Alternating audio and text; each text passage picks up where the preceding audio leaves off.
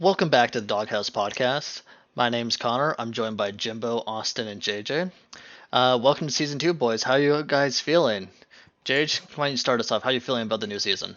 I'm feeling great. A lot of things have happened since we've done this last podcast. It's been too long. I'm really excited to get back into it. How are you feeling, James? No, I'm feeling awesome. It's been a busy summer, both I think for all of us, but also in the NHL. So yeah, there's a lot to catch up on, and hopefully we'll do our best to catch up on all the news here. I know Austin there is still in the same pain as he was at the start of the off season there with his wall of Eichel, and nothing seems to have changed. Hey, Austin. Honestly, at this point, I'm just glad those jerseys were a good investment, and he's going to stay for 5 more years because apparently no one wants a top 10 You'd center. love to see him. No one wants a top 10 center for a third round pick. Yeah, And above. he's overrated, boys.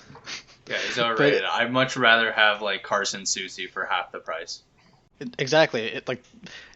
If you're asking for more than the third round pick, that's a little bit much for Jack Eichel. Let's be real. But enough of the joking. Let's get into it because I think a few boys mentioned we have a lot to discuss. And I think the first place we should go off is with the Seattle Draft. We finally got a 32nd team in the league, and Ron Francis made some interesting moves. Austin, what do you think were some of Seattle's great picks, or some of the things that kind of just make you scratch your head? I was pretty disappointed by this draft, like a lot of people were. And I know, like we talked about this with Vegas. When Vegas came in the league, we thought this team was going to be garbage, and they weren't. And then, so everyone's saying that was Seattle, like, oh, we don't know how they're actually going to be. They're probably going to be good, just like Vegas was at the gate. But they just had so many misses. Like, the guy they took from Columbus, Gavin Bayreuther, was a UFA, 27-year-old defenseman that they just lost for nothing. And I get the idea that they're trying to, save cap space because they made some run at guys at free agency. But you could have had Cliff Pu, Cole Sherwood, Calvin Thurkath. These are all guys who are RFAs you wouldn't have lost for nothing. And you got to stock your cupboards a bit, right? And I know that, Seattle was put in a tough position because unlike Vegas, they didn't pay their fees in time. So they couldn't be part of the trade deadline. I don't know if you guys remember, but Vegas was an active part of the trade deadline as a middleman for teams. But Seattle missed that. So they couldn't make a lot of moves. And how many draft picks did Seattle get out of the draft? They traded Pitlick to Calgary for a 4th, and that was it. You look up the 2017 NHL expansion, it's just it's pick after pick after pick that Vegas got. And Seattle couldn't even get one first. That's brutal. That's actually shameful to look at. What about you, JJ? What do you think about that one? I have to agree. I mean, same thing with looking at Vegas. Is Vegas had a lot of better pieces, I think, to take, more players to take. But they also got a lot of things with trades. How many firsts did Vegas get? How many prospects did they then get, even if they then flipped them later for another top player? I mean, countless. I mean, they used their situation perfectly. They knew every other team was desperate, and you didn't see that from Seattle. I mean, what was their first trade back? It was Washington's goalie, and they traded him back. I mean, nothing crazy. And in the draft, I kept waiting for it. I kept going, okay, there's going to be this big trade. Maybe Calgary will give up something to keep Giordano or something. Nothing. So I was very surprised at how quiet it was from Seattle, actually, on the trade front. How about you, James? No, I think you guys hit the nail on the head there. You actually, I think Austin spoke to all the points I was going to, and you, JJ, with the draft picks. They got a couple 4th rounds and a 2nd round, and look at the roster, it's you kind of scratch your head a little bit, but as Austin said, everyone was saying that with Vegas, so I don't know, I think the jury's still out on the team. Maybe it makes you scratch your head a little bit. But one thing I will give kudos to for Seattle, is their goaltending lineup. Grubauer and Dreider. Those are 2 very good goalies, to have. It's going to be interesting dynamic because they're both probably starters, right, in the league. So I think at least on the back end, they're looking great, and then everywhere else, it's such a question mark. You got to think there's got to be some moves, but do they have the pieces now to make a big move? Because they don't have any big draft picks, and it just seemed very different when Vegas did so well, and you think that just copycat, but they just weren't able to. Personally, I think one of the big reason why Vegas was so successful versus why Seattle wasn't successful was the lack of direction. Realistically, Vegas had an idea to stock the cupboards, take as much as you can, basically raid and plunder as much as they could, make enemies across the league as quickly as possible. They didn't really care, and that was the whole point. They wanted to get good quality players, whether they're prospects or guys that could help now. And Seattle just kind of feels like they didn't have that mindset, as well as they didn't really know what they want to do. You look at that draft, can you tell me if they're rebuilding or trying to contend? I can't tell you. You get like a strong defensive core with like Mark Giordano, Vince Dunn, Jamie Olesiak, Adam Larson, and then like who's your top center? Yanni Gord? I totally agree with you, actually, Conrad.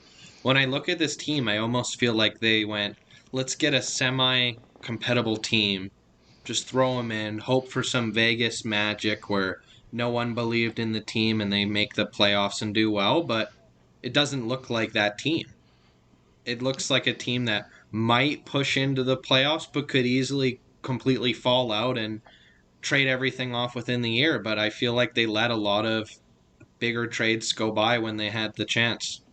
I think there's also a point to make about like they saved all this cap space and then didn't use it. What's the point? Like if you have all that cap space that you're saving, why wouldn't you try to go after guys like Dougie Hamilton or Taylor Hall? You got a goalie despite the fact that you drafted 3 or 4 goalies in the draft. Like it didn't make sense to me. Yeah, I'm gonna have to disagree with James on his point about the goaltending. They're spending Wow. $9.4 million. Can you tell me the worst team Philip Grubauer played for? Because he played for the Washington President's Yeah, I was Trophy gonna say. winning Capitals, and then the Colorado almost President Trophy winning Avalanche. So this is the They worst won? team he's ever played on. I don't think they So- won with Grubauer. Almost. No, they won last year, didn't they? Okay, so there you go. He's played on 2 President Trophy winning teams with amazing defense. So this is going to be the worst team he's ever played for. That's gonna be a And test for Drieger him, I has guess. played 1 NHL season and he's 27.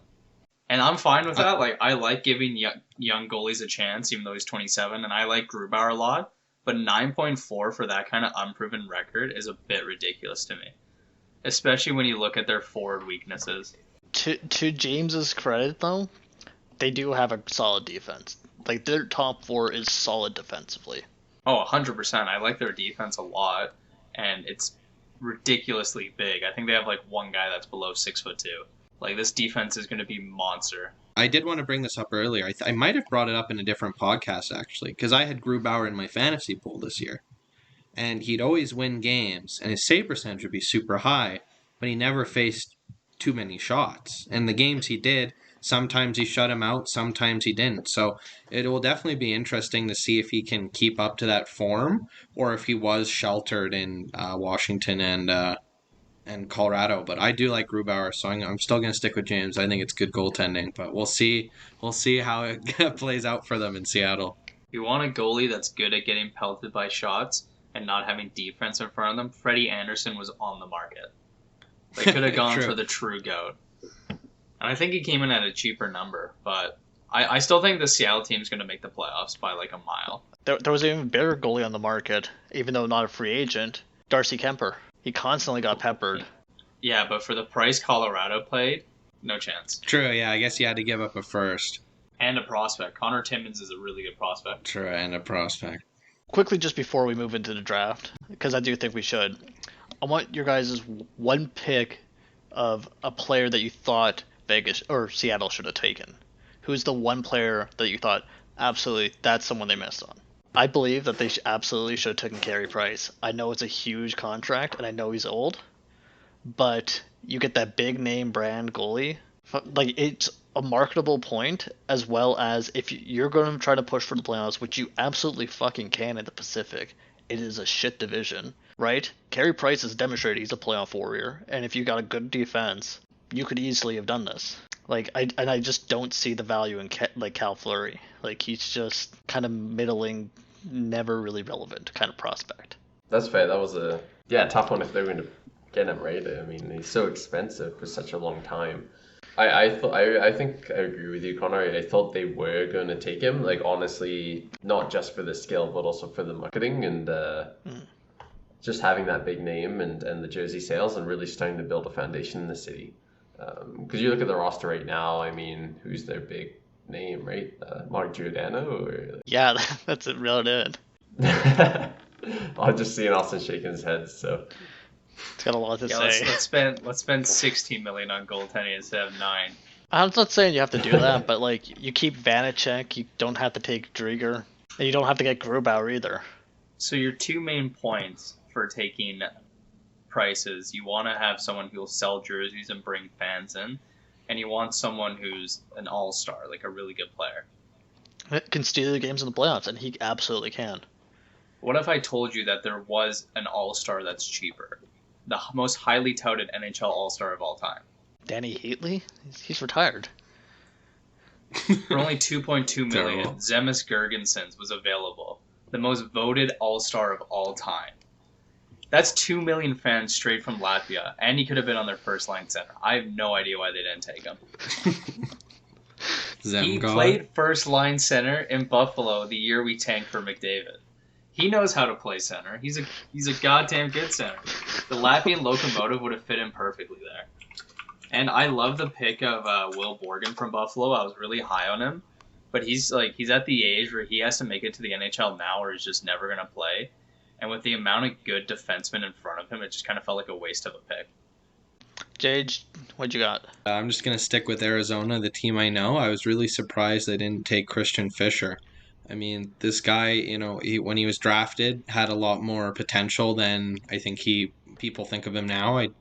But I think he's a guy that just needed a different scenery. I think Seattle would have been the place to take him and almost do a Vegas to him, have a miracle turnaround where he becomes a William Karlsson type player. Maybe not as good, but revive his career. I mean, they got Pitlick. They traded him right away for not a lot, so it was quite clear that they didn't want him.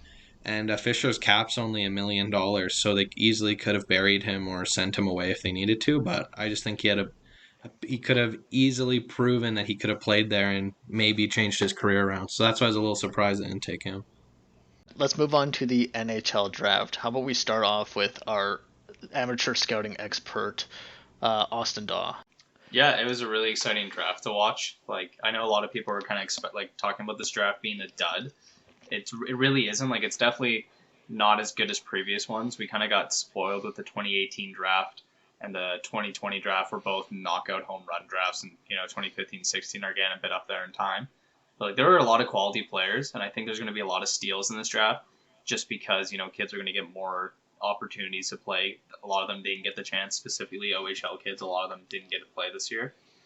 Yeah, I was very surprised by a couple picks teams made. I thought a lot of teams made a couple bad selections, but for the most part, I was very excited and happy for a lot of teams. I think a lot of teams succeeded more than teams lost this draft. I thought it was a pretty great draft overall to watch.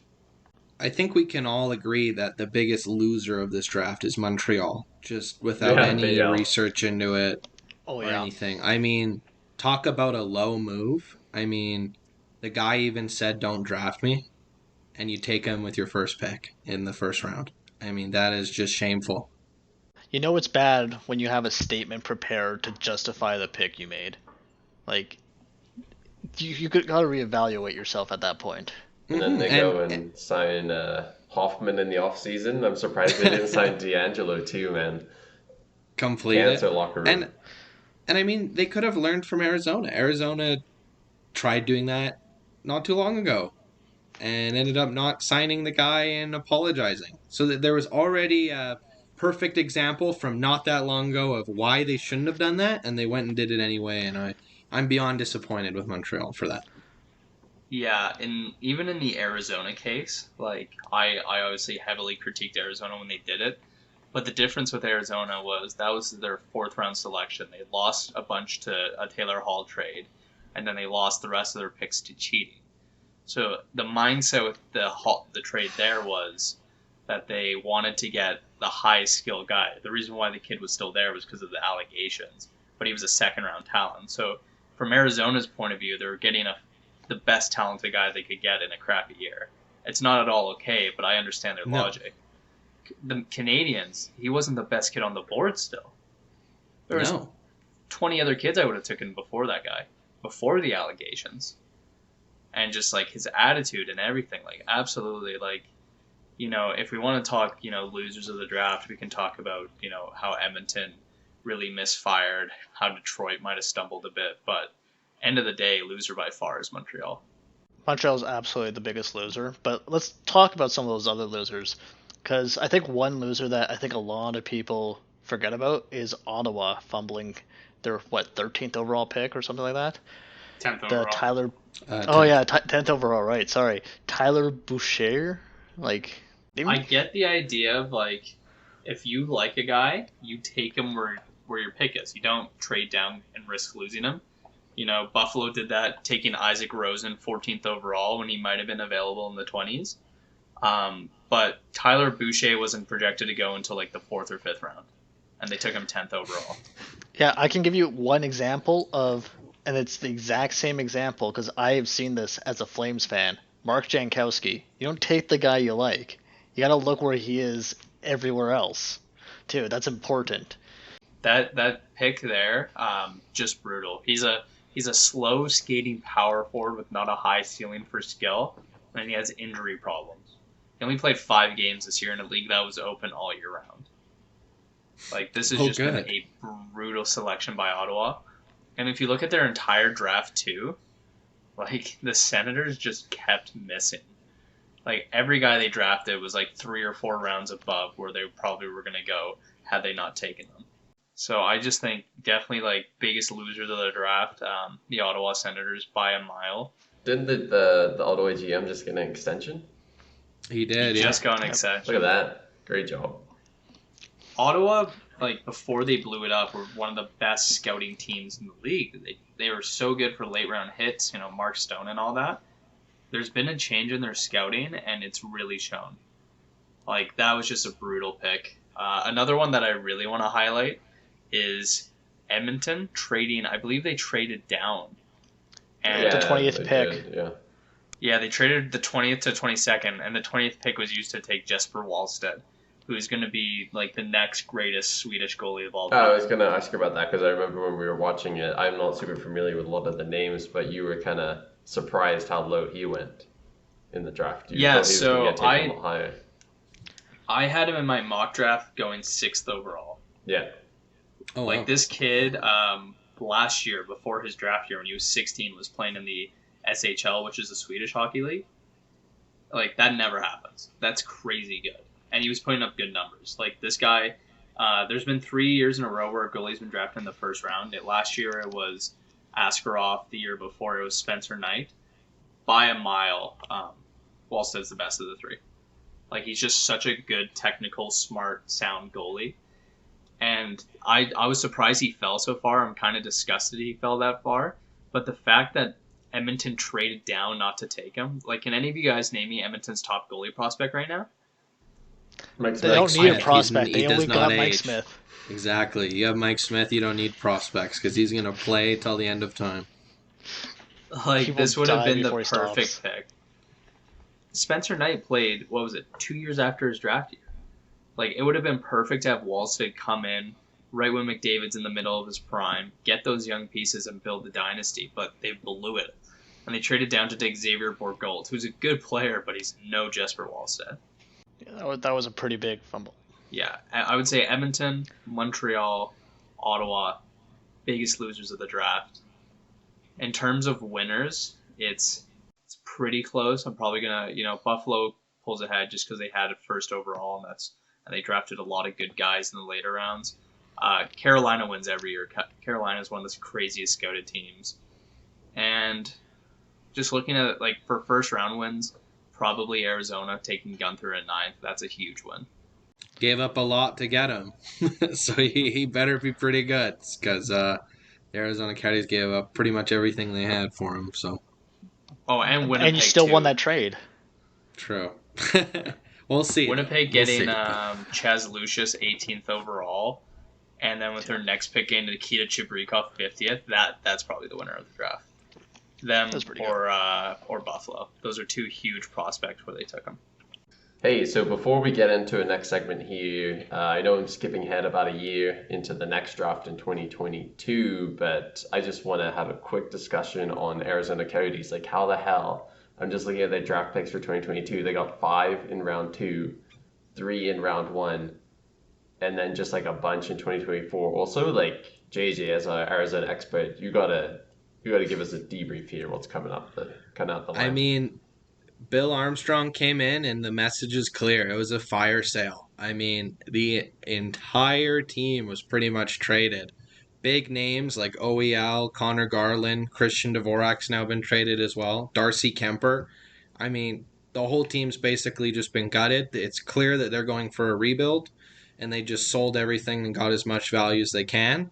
So we'll have to see if they draft well with all the picks they've acquired. But right now, I'm definitely a huge fan. I've been sending the Bill Nye video or the theme song of the Bill, because Bill Armstrong's on fire right now. I mean, he's basically building a team out of nothing that's just going to sit there and tank, and not only that, getting picks on top of it. So he can get all those picks, but Buffalo can't even get a first rounder for Jack Eichel. Yikes.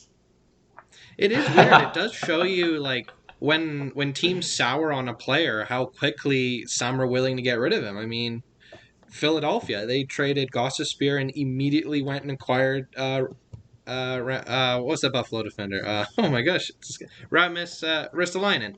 Totally escaped me there. But they went and traded for him right away. So it just shows some teams, when they sour, they just throw the player out right away. And others, they'll hold on to it. And I think Buffalo is doing the right thing, even if it's painful for the fans. For sure. But you have to hold on. I also think, like, another part of it is, like, Bill Armstrong's been in the hockey industry for a long time. He was St. Louis's assistant GM. Like, he's a well-respected name, and hockey's really big on that. Like, when Buffalo had Botterill as our GM, who was Pittsburgh's former GM, we traded with Pittsburgh, I think, 6 times during that. And our current GM, Kevin Adams, is a first-time GM, and before that, he worked within the Sabres organization and has done nothing, like, previously before that. So I think a lot of GMs think they can kind of push him around a bit. Like, I think the last offer the Rangers get was they said their top 6 prospects are all, like, non-touchables for Jack Eichel. So I think at this point, they're just, like, trying to lowball the crap out of him to see if he'll break. And, like, I'll give it to him. He's not budged an inch. 2 of Eichel's agents got fired. He didn't give a damn. Like, Kevin Adams has put the boot down, and I'm proud of him for it. I mean, yeah, I can only imagine the Eichel trades have been pretty low balls. Although I am shocked at how little he got for Sam Reinhart. That one I'm confused about. He said it was they talked about the offer and how they're very excited. So I'm not surprised that was the best offer. We saw a bunch of RFAs this year get traded for, like, garbage. Like, Buchnevich just got traded to St. Louis for Blyce and, like, a third, which is insane to me. So I just think the market for RFAs are so low right now that just no one has the power to make any good. Because they're commanding a lot of money, and it's you never knew how much Reinhart was going to come. If you don't want to pay them, then you kind of have to get rid of them for whatever you can get, right? So. Yeah, I will say though, funniest move of the offseason, Kevin Adams signs Sam Ventura, who's like this great hockey analytical mind, and the first thing he does is get rid of Rasmus Ristolainen. Like, within 24 hours of hiring the guy was just like, you need to get rid of this player. He is garbage. Didn't go to the Winnipeg Jets, unfortunately, for our our Winnipeg flip. I mean, for us, yeah, not great prediction. Lucky Winnipeg, though. I mean, Ristolainen, as bad as a player as he is, like, Philadelphia's going to love him. He's big, he's mean, he can score. Like, he'll fit in great in Philadelphia. You know who's another big, mean guy that Philadelphia probably could have loved, and I would have loved if Philadelphia took him? Zadorov. Are we just going to hop straight into the bad free agency moves? Because if so, yeah, what the hell, Calgary? What is going on? If anyone has been following the Flames of late, it's the Daryl Sutter show. Brad Treliving's a puppet with Daryl Sutter's hand up his ass right now. None of these moves are good. Like, they're extra bad, even for Treliving standards, which are always bad. Well, I mean, he's really hit or miss, to be honest. Like, he either does something really good or something really bad. The only thing he's good at doing is, like, keeping contracts in-house respectable. Like, if it's a guy he's already in the system and it's up for an extension, he can keep that contract low. That's the only thing he's good at. He has missed every free agency. So, are you not a fan of the Coleman signing then? Not for that term. Not for that term. Not for the term. I thought it was okay at the value, but the 6 years is tough. But like, I mean, it's also difficult too because like, I mean, Treliving came out I think this week or last week and said, you can't just. It's not fantasy hockey. You can just snap your fingers and the players will come, right? You have to convince them to come.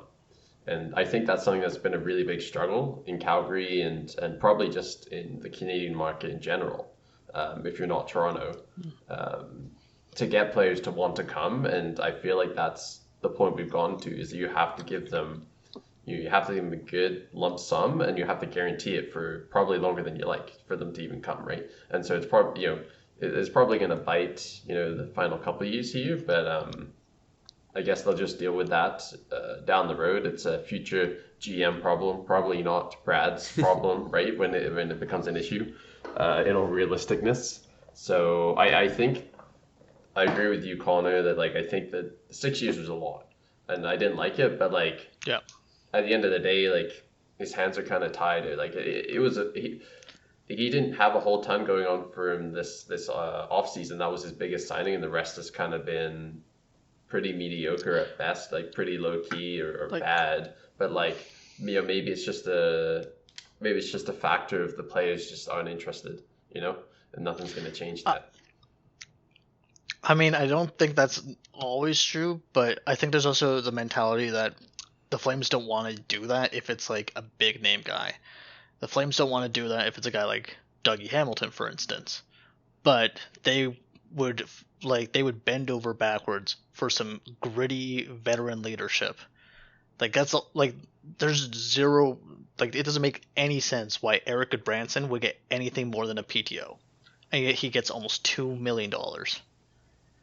The worst defenseman in the league getting $2 million and taking a spot away from like a rookie defenseman or one of the young defensemen that has played. Just, it's poor management.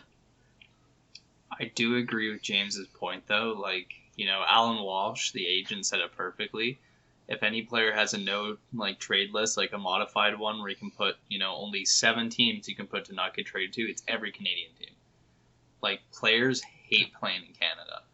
And that's definitely that could be a discussion we could have, about a bit how silly it is that players don't want to play in the cities that will make them money.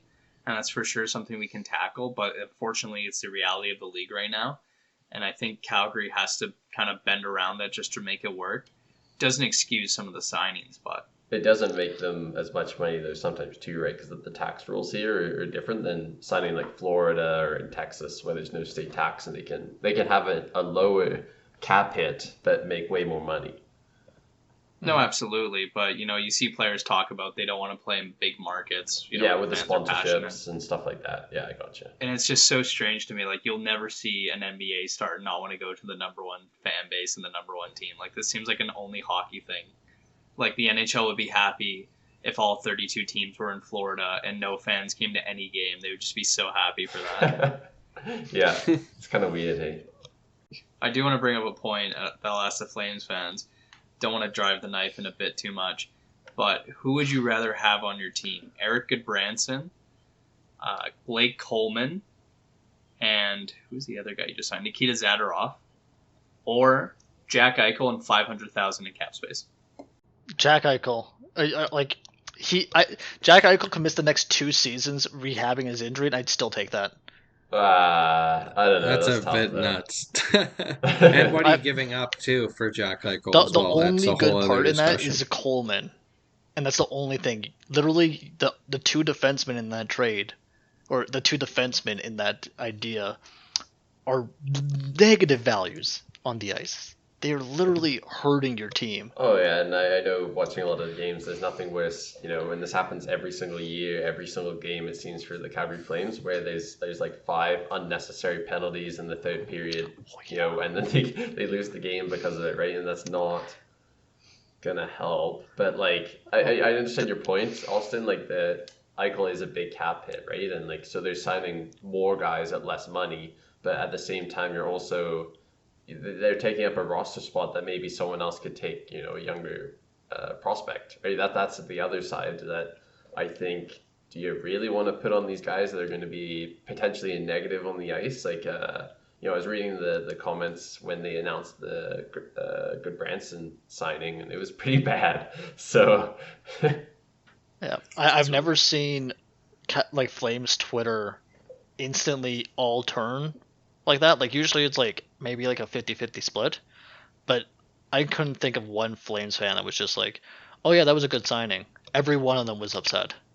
Well, I Every think one of them. too, when especially like for the Flames, when you lose Giordano, when you lose your captain, long-term captain who has just been incredible for you, and you don't make a signing to replace him, you kind of do all these lower signings, especially like if you don't like who your team's signing. That's just that's how people get mad. I well, mean, I would be furious if the Coyotes traded away Jacob Chitrin and then just re-signed a bunch of old physical guys. So I think that that's what's well, united the fan bases. There hasn't been a replacement for Gio, and it mm, hasn't been good signings either. well, and I'm actually just looking at the quote from Goodbranson when he signed, and actually exactly to Austin's point. Like, this is literally what he said. It was kind of a no-brainer when Daryl Sutter called me. So Daryl Sutter's making all the shots. He literally phoned him, I just want. right? It That's what I'm saying. wasn't Treliving. It was Sutter. Sutter's literally playing coach and GM right now, right? He's the classic, the Sutter classic. So I think I that's know kind of Sutter like whipped this team into shape a bit, but oh man, has the NHL changed since he won a cup in 2012? Like that is such a bad signing. And I get like I think, the Flames have an issue replacing their stars. Ever since Kiprusoff and Iginla have left, they've done nothing. There's been no replacements, and I think whatever the price is, the Flames should pay it to get Eichel. But even then, there was guys that are cheaper. You don't think the Flames could have found a first round pick and a goalie prospect that Florida gave for Sam Reinhart? If I you would have Sam given. Reinhart on this team, that would have been Oh, I know. massive. I thought for sure they were going to try and go for him, but Dude, give up next year's first round, give up Dustin Wolf, and then maybe like Poirier, a defenseman prospect. That's already a bigger package than what Florida gave up. And then at the draft, you get Wallstead at fucking 12. Or Costa, because they were both available. And both would have been a better goalie prospect. It blows my mind. Like I understand Trey Living's point that there are people who don't want to come here, but you need to be vicious in the trade market. Like I know Arizona had an issue for a long time that the only people who want to come there are, old retired guys who just want to come and retire and have an easy season and an easy market. But that hasn't stopped, Bill Armstrong from being the most aggressive GM out there right now. He's going to force a trade come hell or high water. And that's what you got to do. You got to get her done. And, I always said Jim Benning's the worst offseason GM. Like, he's actual hot garbage, but I think Trey Living's starting to take that role. Well, let's talk a little bit about Vancouver for sure, because like Trey Living's bad, but I don't think you understand how bad Benning has been.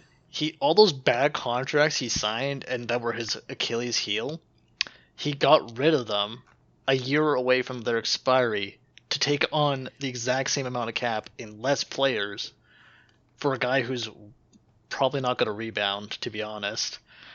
And for like 6-7 more years. Like, why? like they've done nothing of significance this offseason.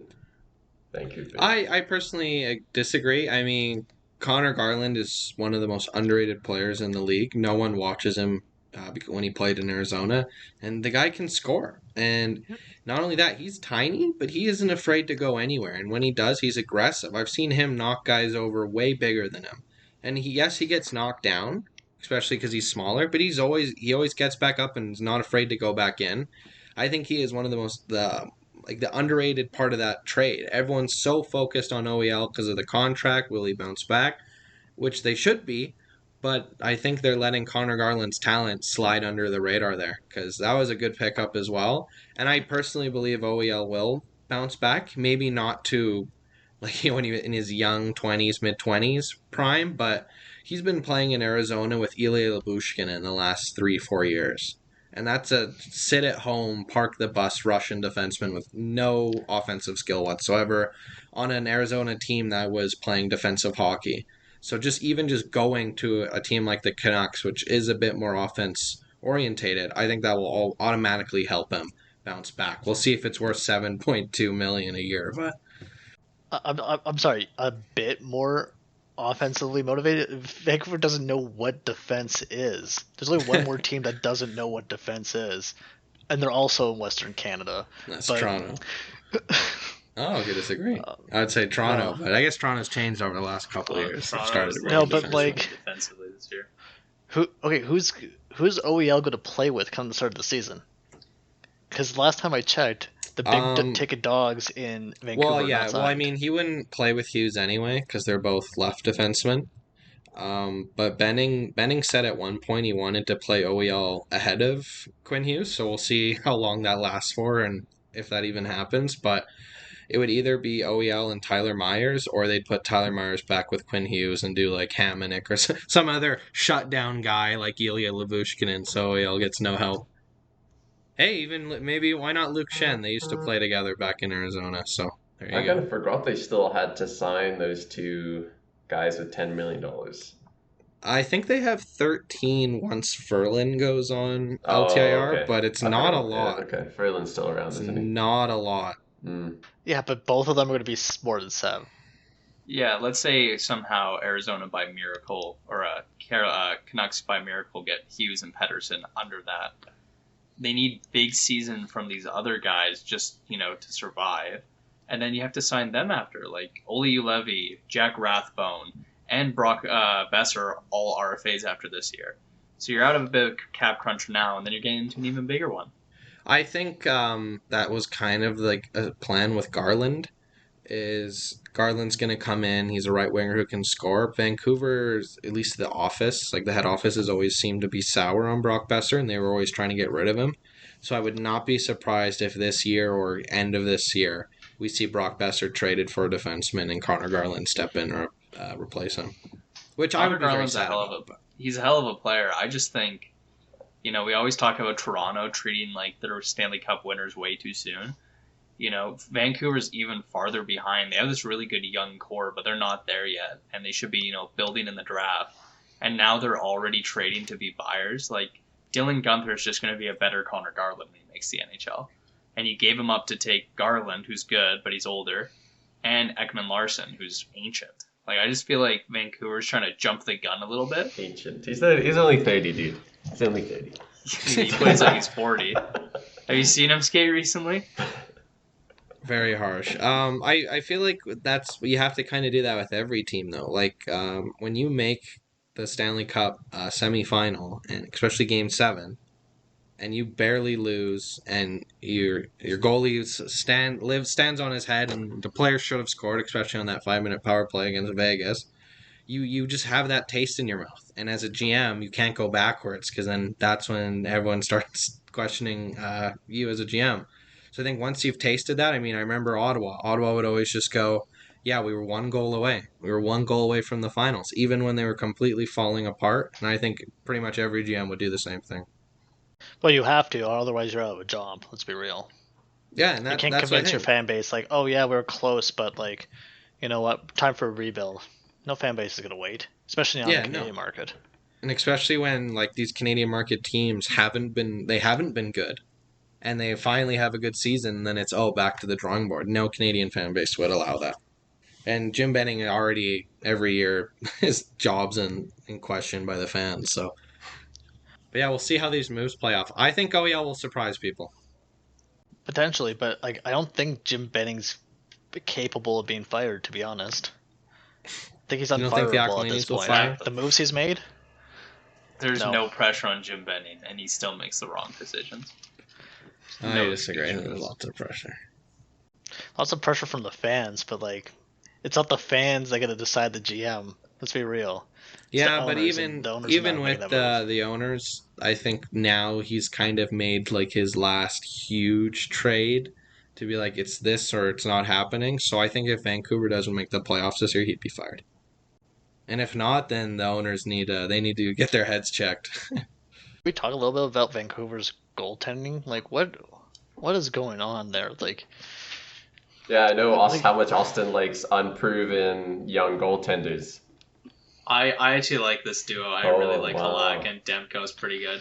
And I they think it make is $3 too. million less than the other two. So did you guys know how like Halak did last year? I can't say that I kept up with him, but I know he was Well, in Boston. He was the his third his goalie numbers in were with behind you. Boston, and it was like .904, .907 or something, which is not good. It was barely higher than Holtby's, and he's going to a way worse defensive team. Yeah, but you got to keep in mind though, this year Boston was in the hardest division hockey's ever seen in its existence, and there was a period of time where Boston lost 5 of its top 6 defensemen. Yeah, I'm So, sorry. It's and almost all goal numbers there. I totally forgive. that time where he Boston lost 5 of their 6 defensemen. It was guys like Vladar and Swayman playing, not Halak. Halak played a But- couple of those too. I will say this. Yeah, okay, they were playing the hardest division. Now he just has to face McDavid and Draisaitl 4, 6, 8 times a year. Yeah, he Yeah, also but he gets also to gets face to play. Seattle And LA Calgary. and Anaheim and San Jose. Like the I Pacific's the weakest division. I don't think Oh yeah. it's so No. weak that Canucks will probably make the playoffs. You think they're going to be a top 3 finish without Pedersen or Hughes going into camp? Well, the only lock is Vegas. Vegas first. Second, Yeah. maybe Seattle. Really? Seattle or Edmonton? Edmonton. We can get to Edmonton in a moment, but I do not have faith in this Edmonton team. And then Well, it third's doesn't wide matter. open. They're gonna make the playoffs. Oh my gosh, we'll get to them. No, they're We'll get to regular season Edmonton. team. Let's actually talk about Edmonton now for a second. Before we go into the full losers and stuff, let's talk about Edmonton and what the hell kind of drugs Ken Holland is on. Yeah, speaking of full losers, the Edmonton Oilers. Did we expect anything like different from Ken Holland though? I mean, Yes. these are the trades he made in Detroit. I will say there's one W in there though. He signed Flames legend Derek Ryan. That is a That- good that- signing. That's it a is good It signing. is a good signing. That was a a great good- signing. yeah. That was a good signing. Derek Ryan is a very underrated Yeah, player. he is for 1.25 Derek- million. So I mean, that Oh. is actually a good addition for him. That's a huge Actually, on that point, quick question: Derek Ryan or Trevor Lewis? Who would you take? Oh, Derek Ryan, any day. Derek Ryan, legend. Dr. Derek Ryan. Dr. Derek Ryan, smart man. But Okay, anyways, Edmonton. but on the other hand, though, they haven't signed Yamamoto, and they have 0 cap space. Oh wow. Yeah, like they've dug themselves. You know, I've seen online like Edmonton fans were almost deflecting any criticism because they kept saying, you know, Holland's in a bad cap situation.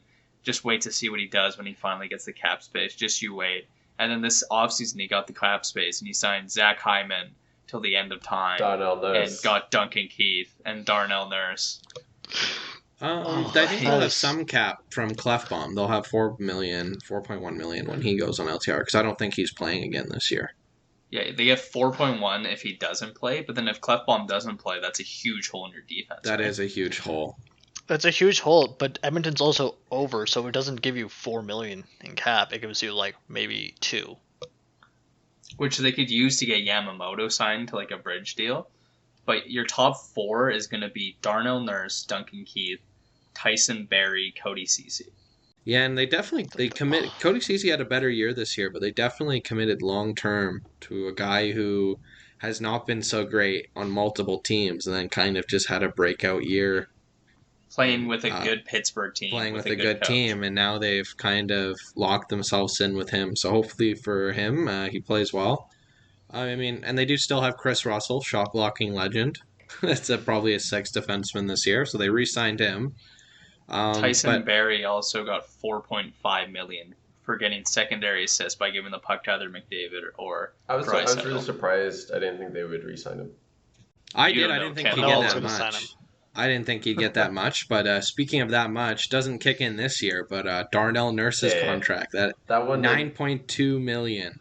I don't understand that one at all because like, why sign him right away at the max pot? Like, is there a situation where he did so good this coming season that he would be worth more than that? Like, wouldn't you take a gamble No. that he would do maybe okay and you sign him for less? Like, I don't. You literally sign him at the max possible value a year before you Yep. need to. I don't know. I don't get it. They signed him for more than Dougie Hamilton and Cale Yeah. Makar. Yeah, Like, what? that's insane. Oh my God, he makes more than Cale Makar. He makes more yeah. than Cale Makar. 250K more than Cale Makar. Yeah, he's Calder just a five straight nine. or Yeah. And The way I know I he had see a. Oh, sorry. Go ahead, Austin. I was just gonna say, the way I see it is, regardless of if he's capable of this, Darnell Nurse plays huge minutes.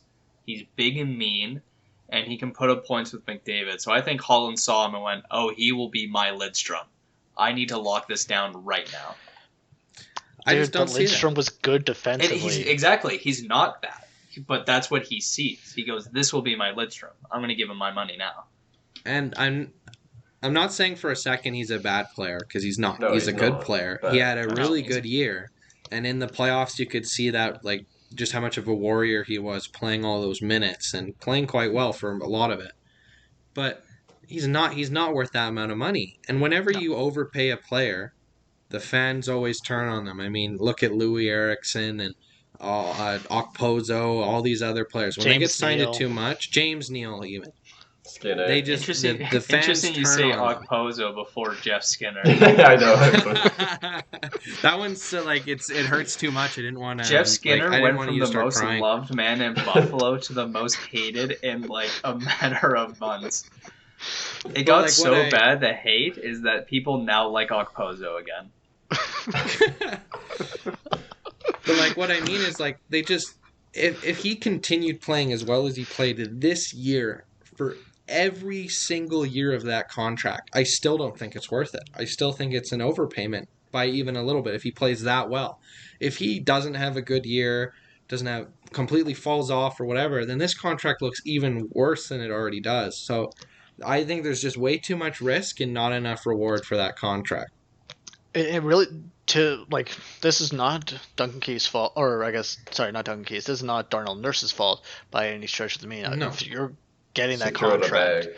you absolutely take Oh, it. 100%. Get But, that like- bag. But do you want to know what's not going to help? Is the fact that like Edmonton's defense doesn't know how to play defense, and they're not a strong team to break out of their zone. A strong forechecking team is going to destroy the Oilers this year. That's all it's going to take. They're not going to be able to handle it. You just got to control the puck in the offensive zone, and they will collapse. Well, we'll see how Zach Hyman does, because I believe that's why they brought him in, to basically be what Cassian was a couple years ago, but better. But that's another bad contract they're stuck with, Cassian. I mean, look how much they're paying him. And they were paying him going, this is the guy we're going to play with McDavid. And he's not even playing with McDavid anymore. So if they were thinking what Austin was saying earlier about Nurse and thinking this is the guy to play with McDavid, I mean, that is an even bigger gamble. I mean, think about how much money the Oilers have locked up in three players. They have almost $30 million in three players. And then, okay, sure, I'll give you this. Two of them are top 5 players in the league. One of them is the best player in the world. I understand that. But then you got one guy who's just like a good defenseman, but not in the elite tier. Just doesn't make sense. And especially for a team that has always had cap issues, has always gone, we don't have enough money to put a really good player with McDavid or get some more depth positions filled out. Well, now they've committed all that money to Hyman and Darnell Nurse the year after this one.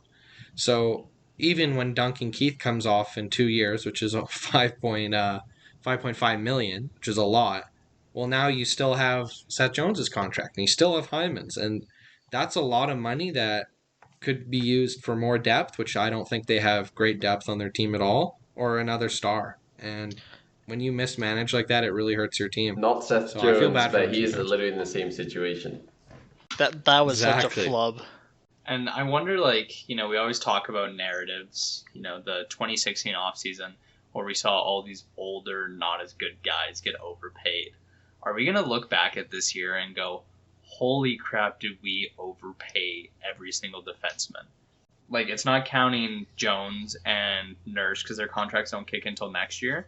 But if you count those two, 5 of the top 10 biggest cap hits for NHL defensemen were given out this summer. And they were huge. And even Chicago traded an arm and a leg just to sign that contract too.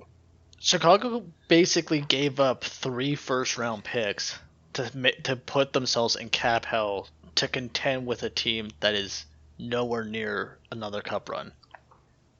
No, I think that was a very bad trade for Chicago. Personally, they gave up way too much in that trade, and this team isn't ready. I mean, Taves didn't play last year. Who knows if he comes back and in what shape he comes back? And I know when you have guys like Kane and Taves, and they had Keith until he was traded, you always want to be in win mode, especially when you've already won.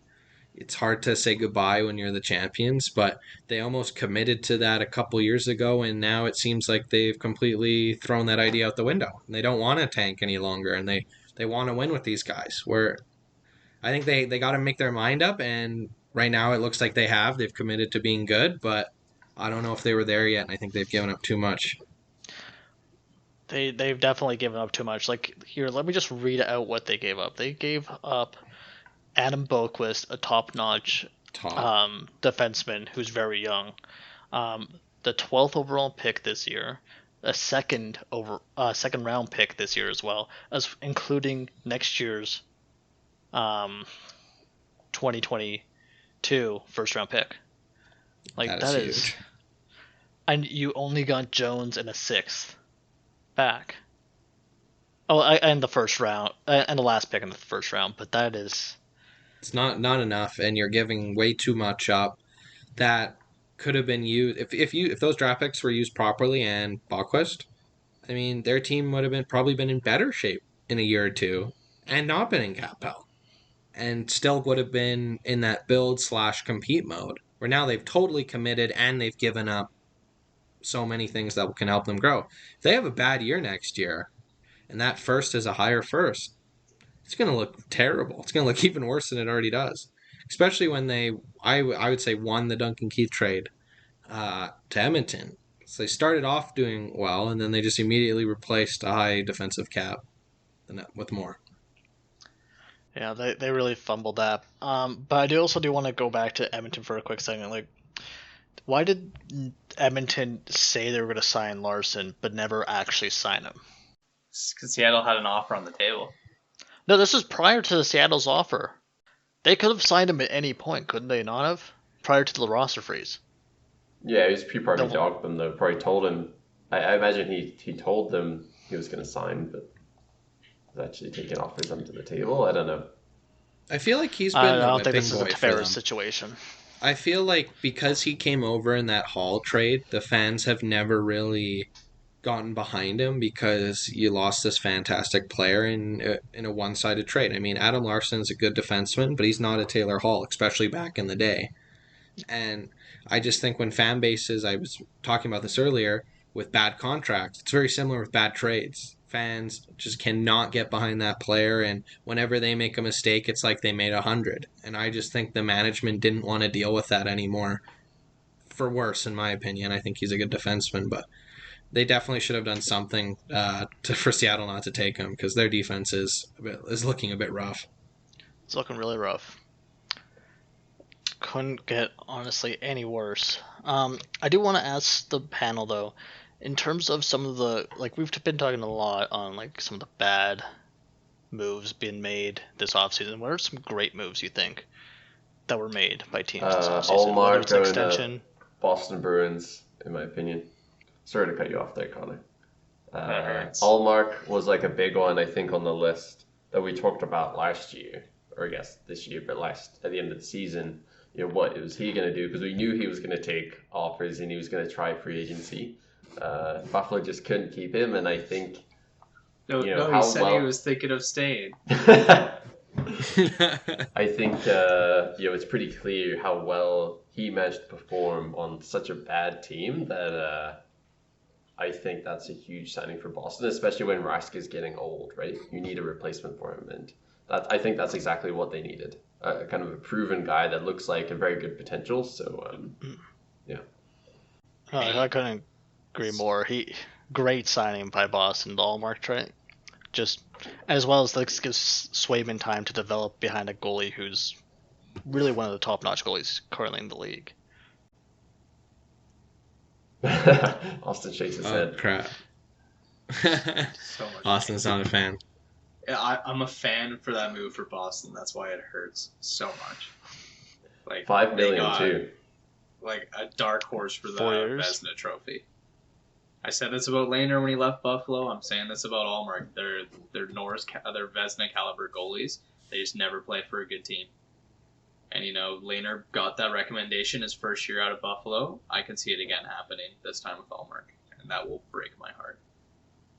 It is always tough. What do you have, Jage? Who's a great move you think this summer? Speaking of goalies, I mean, this one's a good move if you're a Red Wings fan and a bad move if you're a Carolina fan. Well, I don't know what Carolina was thinking, but Yzerman is he's doing it with the lights on. He doesn't care who sees. He is bending every team over, and he's getting it done. I mean, I'm going to butcher this name, but Alex Nedeljkovic, how does he get traded for Bernier? That makes no sense to me. You have this goalie come out of nowhere, and he is the future, and he is great, and does not cost a lot of money, and you trade him for a goalie you don't even sign. Blows my mind. But for Detroit, it blows my mind in a positive way. What a trade. I think they now have a great, exciting goalie, and hopefully it helps rebuild the Roman Empire, because it's coming back. The Red Wings are going to be good in a couple of years, and this just speeds it up. God, I'm so excited for that. Austin, who do you have? Are we talking just like a one-off really good move, or like what team do I have that won had a great offseason? Let's just go with one move, but afterwards circle back to that. Yeah, absolutely. There was definitely a couple moves that I liked that I wasn't crazy about. Like Dougie Hamilton is a great signing. $9 million, he's worth it. He's one of the best defensemen in the league. He's really turned it around since leaving the Calgary Shanes, so I don't blame him. But that's just such a weird signing. Like, New Jersey is not ready to make the playoffs. They're definitely a couple years out, and they're just kind of forcing a hand. It's almost like some of the trades LA made, where they're forcing this thing to just happen, and they think it's going to happen. But if I'm going to have to name the one trade where I'm like, out of all aspects, this is a great trade, it's got to be, God bless his soul, Bill Armstrong getting a first round pick, and I believe a third round pick, and a prospect for Kemper, and a prospect I've always been a really big fan of in Connor Timmins. Like, we just talked about Detroit. That was literally taking advantage of a situation. Like, I always complained about GMs not being ruthless enough, and he literally saw Grubauer walk and just pointed a gun at Joe Sakic and took him for all his worth. Like, definitely the best move of the offseason. And I honestly, I would agree that was a very good move. I'm a big fan, obviously, of Bill Armstrong, but even the situation, Kemper had a year left on his contract, so it wasn't like Bill Armstrong was in a great negotiating position, knowing that Kemper did not want to be there and only had a year left. But as soon as Grubauer signed, he jumped on it, and it was good to see from Bill Armstrong. Very proud of him so far. No, yeah, out of all the moves that have been made this offseason, all of them, even all the positive ones, still I think have a bit of a negative value to them, like I explained with the Dougie one. That's the only pure positive move I've seen, besides the Ristolainen trade. But I just think they got a bit more for Kemper, and that's why I have it so high. The Kemper one's really good. Personally, I would actually also have to stick with a Bill Armstrong move as the best move. And it's the getting rid of the OEL contract. That was the worst contract, one of the most toughest contracts to move in the league, and they got rid of it for a bunch of guys that are going to expire in a year.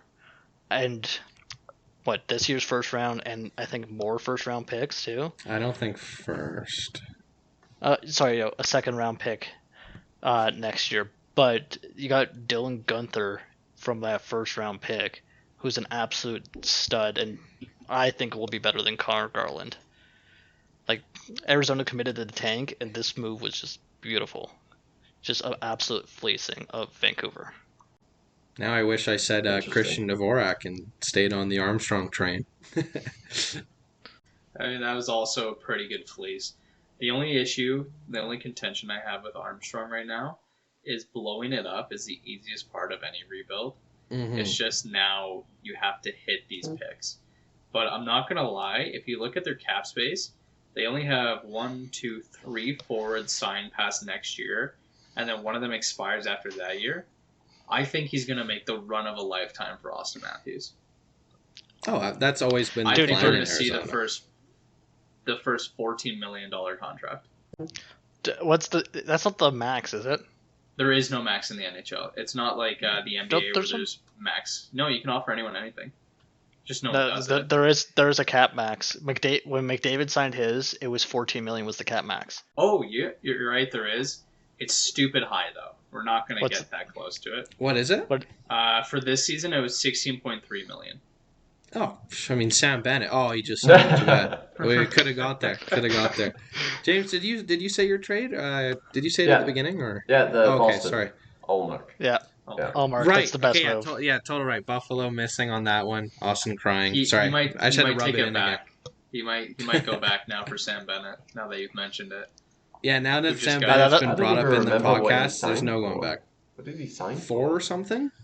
4.425. A decent amount. I think that's a definite overpay. I mean, for 4 years, you're paying for playoff Sam Bennett right there, and we have just not seen him play like that in the regular season, other than when he got traded to Florida. Yeah, but you're paying a guy for an unsustainable shooting percentage he had, and you don't even know if he can sustain it in like a full regular season.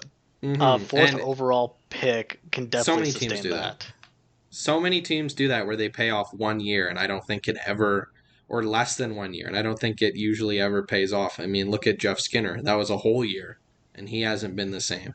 And, I know, I could be wrong on this. I know he played with Huberdeau, and Huberdeau's a great player, but he just got replaced. The top line's going to be Huberdeau, Barkov, Reinhart now. So Sam Bennett's going to be expected to carry a line. But I think that's not going to be that big of an issue. Sam Bennett, his biggest issue when he was with the Flames was the fact that he was buried on the fourth line having to play with Lucic and guys like that. Troy Bauer, Lucic, you can't really do much with those guys. Yeah, but now he's going to be playing with Anthony Duclair and Carter Verhaeghe. It's not bad, though. I like both players. They're both skilled players. They're not Huberdeau or Barkov, you're right, but... I'm one of the bigger Sam Bennett supporters on this podcast, but I don't have this much faith in him. I think he's going to do good, but it's a bit rich what he got. Especially since Florida has to pay Barkov after this year. Yeah, that's going to be rough.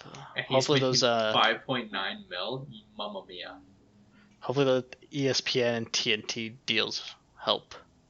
Yeah, true. That as well. Well, they did a great job not pronouncing anyone's name correctly at the Seattle expansion draft and bringing on guest stars who didn't know what they were talking about. But good start for them so far. Once? No, I don't think so.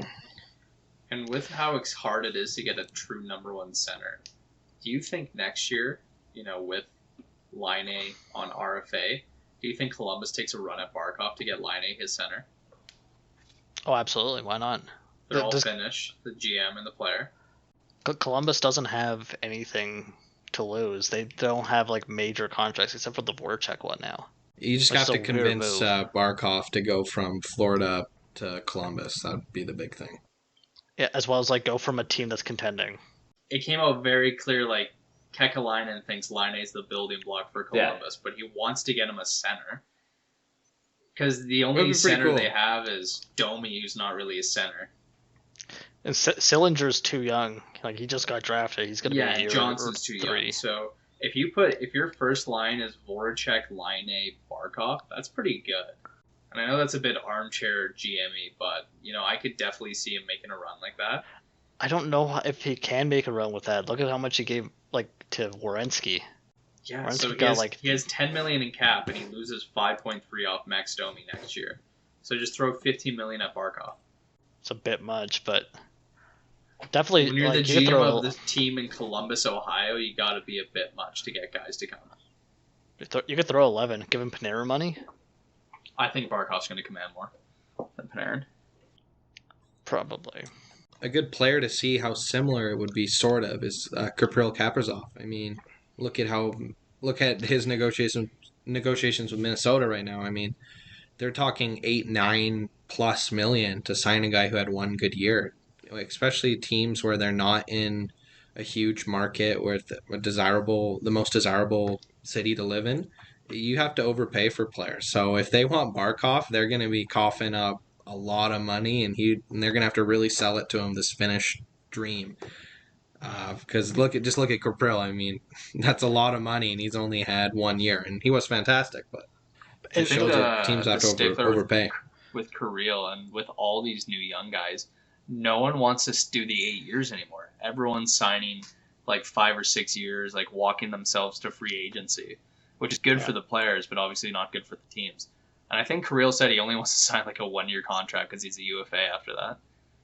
And Yeah, he might want to never let stay that in he might want to stay in Minnesota, but I think he just like every player now wants that ability to hold the money over their GM and say this guy just offered me this much. What are you gonna offer me? So on that note, like with this, seems to be a trend, especially this offseason, right? There's a lot of overpays, especially in the defensive zone, and there's going to be no cap raise for a couple of years, right? I don't know when they said is kind of the next opportunity for the cap I to think go there's up, a but like small raise in 2 years. so only small. That was going to be my question. Like, is there any anticipation that there is going to be a big jump at some point? I is that think out they the announced window? like a 2 million raise, but I think they're waiting to see what the ESPN numbers is because they got that huge contract, right? And that was a big boost. And they announced that they're going to have jersey advertisements. Yeah. So I think they just want to get Sadly. this influx, and then they'll raise the cap. Especially gonna because I'm think- pretty sure they said that's where to stay, right? I'm pretty sure The they. helmet ads are to stay. They did say like they'll look into the future, but like once you put them, they're never leaving. After Yeah, a couple of they're never- years of kind of flat cap and minor increases, there's got to be a big jump coming at some point soon to make up for the Yeah. inflation, right? Like, I mean, so that's probably what some of the bigger defensive contracts like Jones and Nurse are kind of. I bet that's kind of what the GMs are banking on. Like, it's going to be a tough sell the first couple of years, but they're banking on that final 4 years, ending up kind of canceling out. That's the only reason I can justify those contracts potentially. And but- I'm not a. I wasn't like. I understand why helmet sponsors had to come in, so I was totally okay with it.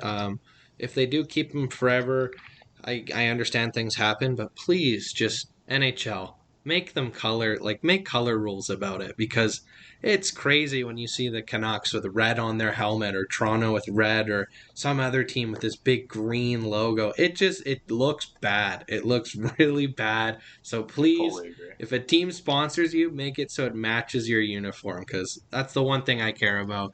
I just don't want red on blue jerseys. It drives me nuts, especially when they start doing jersey sponsors. If they don't do that, God, I can't wait for like the Calgary Flames to have this fucking like orange or fucking I guess pink or green logo on their chest. It's just gonna be so wonderful to see. Brutal. One thing that we haven't been talking about this offseason, because I guess it's not happening to Toronto, so nobody cares. There's a lot of big names not signed. Like restricted free agents, Tuukka Brady Rask. Tkachuk, Rasmus Dahlin, Kirill Kaprizov, Restricted. Elias Pettersson, Quinn Hughes. Those are massive names. None of them signed. I just think there's nothing to really talk about. I mean, we're not really getting a lot of reports, and when we do, it's always, oh yeah, they're discussing this and they're close, and then a week later it's, no, they're not close at all, and they weren't really discussing that. So I just don't think we have anything to talk about until they are signed, and hopefully they all don't pull William Nylanders and don't play for half of the year, because that would suck as a fan. I know it's unlikely, and this is, again, like, this never happens. The NHL isn't fun like that, but just for fun's sake, who do you think would be the most likely to get an offer sheet, and who do you think would be worth it? I'm going to pass it over Kotkaniemi. to JH first. I believe Kotkaniemi would be the play. Out of those players, I'd have to say it would either probably be like Quinn Hughes or Pettersson. And the reason I'm saying that is because Vancouver doesn't have a lot of cap to act on. So if Vancouver doesn't sign them both at the same time, or even just it gets closer and closer to the camps, or camps have started, I think a team then might make a move going, you know what, we know this is how much money they have unless they do a desperate trade. We get him. So I think it could be a Canucks player. How about you, James?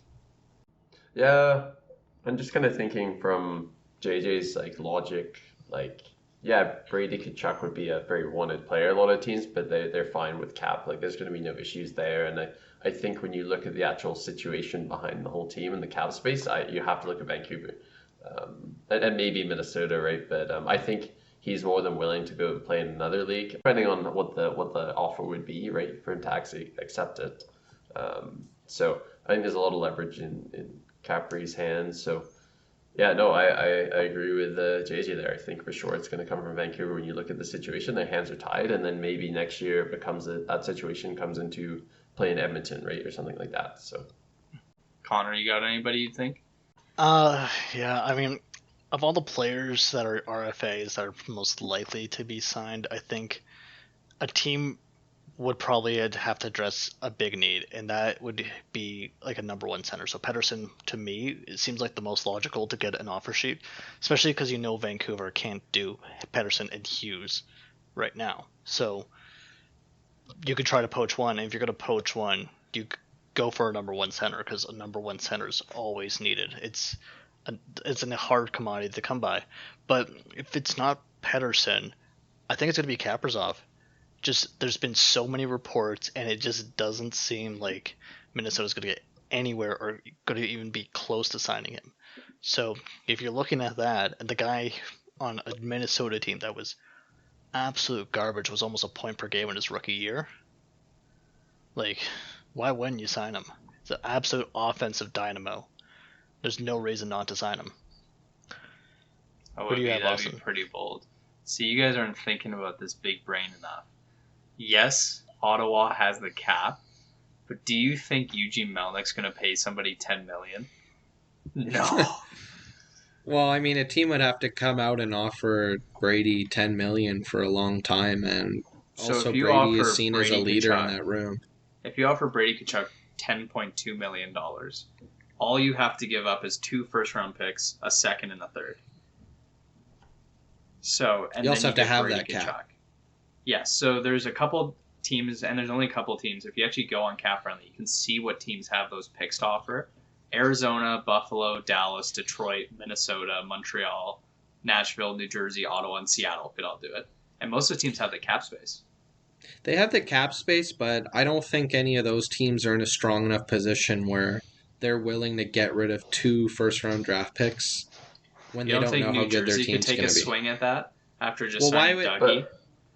But if New Jersey was going to make a move on anyone, it'd be Quinn Hughes, and that would be so that they have all the Hughes brothers. That would be, and that is insane. Something I thought of. That is something I thought of when I said Hughes or Pettersson. Because why not? If they're not getting signed, obviously everyone wants to see them play together at one point. Maybe not if you're a Canucks fan, because you don't want to lose Quinn, but that could happen, and I don't think a team would pay that much for Brady. Of the teams that can't. If you paid that much, wouldn't you be screwing yourself for the next contract? Like, are you committing under arbitration that? Yes, but if you sign them, that'll screw Carolina with Kotkaniemi because they signed them to 1 year. Oh, but if you sign them to 8 years. Oh, I didn't realize you could do multiple years like that. Oh, gotcha. Okay. Yeah, because the offer sheet Sebastian Aho got was 6 years. Yeah, right. It was to walk Aho straight to free agency. Right. Vicious. Yeah. Yeah. So Carolina, definitely what are they doing? On the topic of Carolina, definitely one of the bigger offseason losses. Oh, dude, for sure. Yeah. Talking about offer sheeting, it was the worst kept secret in the NHL that they were going to offer sheet Kotkaniemi. I mean, we all knew this years ago. Even if we were like, no, haha, this is a joke, there was always that thought in the back of our head going, they might. They seem very petty about it, and I know their social media they make a lot of jokes, and who knows if you can take them seriously, but it almost feels like they are always a perfect feeling of what the team's feeling, and you could tell as soon as memes started coming out, they were ready for that. They were ready to make that pick just to annoy Montreal. Maybe they think he's a good player, but not for that much. I mean, let's be real. Way too much money. That's a lot of money riding on the potential of a guy who can barely stay in the fourth line in Montreal. In a year where you let Dougie Hamilton walk, and you do not re-sign Dougie Hamilton, and you trade on a top goalie. And that's all it's for, just some internet points to laugh at Montreal. And now you have to play Kotkaniemi like you're paying him $6 million. You know what? A team that storm surges deserves this. Oh yeah, for sure. I'm gonna go out and say I'm gonna go out and say it. I'm not a fan of the storm surge. And you know what? This is karma. Why do you think Dougie left and didn't even consider staying, man. Like, he's probably so embarrassed. Well, here's the thing. New Jersey's close enough to, like, Manhattan, so, like, there's plenty of, like, museums there. Like, that's the big reason why Dougie Hamilton left. Really? Interesting. Yeah. What? I think Big that was museum just guy. He's a I think big that was just museum guy? Calgary. Big museum guy. Where'd you I hear think that was just Calgary propaganda. Just, we lost a really good defenseman. Let's blame museums. I'm not blaming museums. What is That's Calgary what- doing? They're renovating the Bow Museum. I was just gonna say, They are what good renovating museums the do we Bow have here? The Glenbow is pretty yikes. I don't know, man. Hey, But whoa. he liked it. He liked it. He went out to Drumheller all the time to see the Lord Tyrell. That is a elite museum. That is a bumpy museum. Not a Calgary one, though. Unfortunately, Close enough. not. It's a dinosaur museum for everyone not from Alberta listening to the podcast. No. But going back to the Hurricanes, I don't know why you try to do that for Kotkaniemi. If you really wanted to hurt him, wait a year or two and do that to Cole Caulfield, or do that to Nick Suzuki. Like, why Kotkaniemi of all the players? As I was saying, it seemed like they were committed to it. Yeah, no, they had to. Their owner is a very petty guy. Like, this is absolutely up his avenue. He's the kind of but that guy doesn't who will, hurt. not pay his coaches, but drive a point home that no one fucks with my team. You offer sheet me, I'll teach you a lesson. But what's the lesson? Montreal just kind of got out of that. I mean, yeah, it looks bad on Bergeron, but, like, it looks At the way end of worse the on day, Carolina. they lost a guy. I think I the think it allure still looks for pretty bad on Bergman. for their fans is definitely gone too. Like, Carolina was that, like, really fun team to watch, and they're starting to look really good, and they're the bunch of jerks, and they did the storm surge, but this is now, like, 3 years in a row they haven't done anything in the playoffs, and your whole thing is like, oh, we're against Don Cherry, we're like the super inclusive fun hockey team, and then they went and signed Tony DeAngelo. Oof. He won't punch Freddie Anderson. He knows where the line is. Yeah. You do not the punch goat. Bluetooth. Yeah, Bluetooth. Yeah, I just think Carolina is definitely one of the bigger off-season losers all around. I couldn't believe the moves they made. It almost felt like they took a really big step backwards. And I definitely think they just have this weird cap rule that their owner places on them, and why they lost Dougie. But even then, goaltending. There's no way. Like they traded for Bernier back. So maybe they didn't even want to sign him. They just had to do it for the trade. But they gave up this great young guy who wouldn't have cost that much money, and then sign Anderson. And it's like it didn't make sense. They could have kept that young guy and then also signed Anderson. And now, when Yeah, I you're don't paying understand. Kotkaniemi as much as you're paying him, you can't use that argument where we have a cap rule or we have an internal cap, because now you're spending all this money on a forward who really shouldn't be making anywhere near that, and you've totally let all these other players go who that money could have easily have gone to or tried to have signed those players with. And it's shameful from Carolina. I think they've really fallen back. No, but when I say internal camp, I don't mean like, oh, no one makes this amount. I think their owner is very strange about how, like, keep in mind, it was kind of under the radar because it's Carolina, but Rob Brindamore, one of the most beloved coaches in the NHL, had to beg the owner to bring back the other coaching staff because he didn't want to pay him. And I think, it came out like Nedeljkovic asked for a certain amount of money, and he's like, you don't tell me how much you make. You're on. I set the rules. And it's just fine. this Hot-head weird owner, thing man. that he did the same thing with Dougie. He said, you're going to only make $6 million here. And Dougie said, I'm worth more. And he went, then you're going to walk, and we're going to sign Tony DeAngelo for $1 million. Like, the owner there is so weird. Wasn't it the owner didn't like drafting defensemen too? Yeah, he said, when I am Yep. the GM, we will draft no defenseman. And I mean, maybe this is nitpicking, but they stopped wearing their away jerseys for a while. What? He changed them.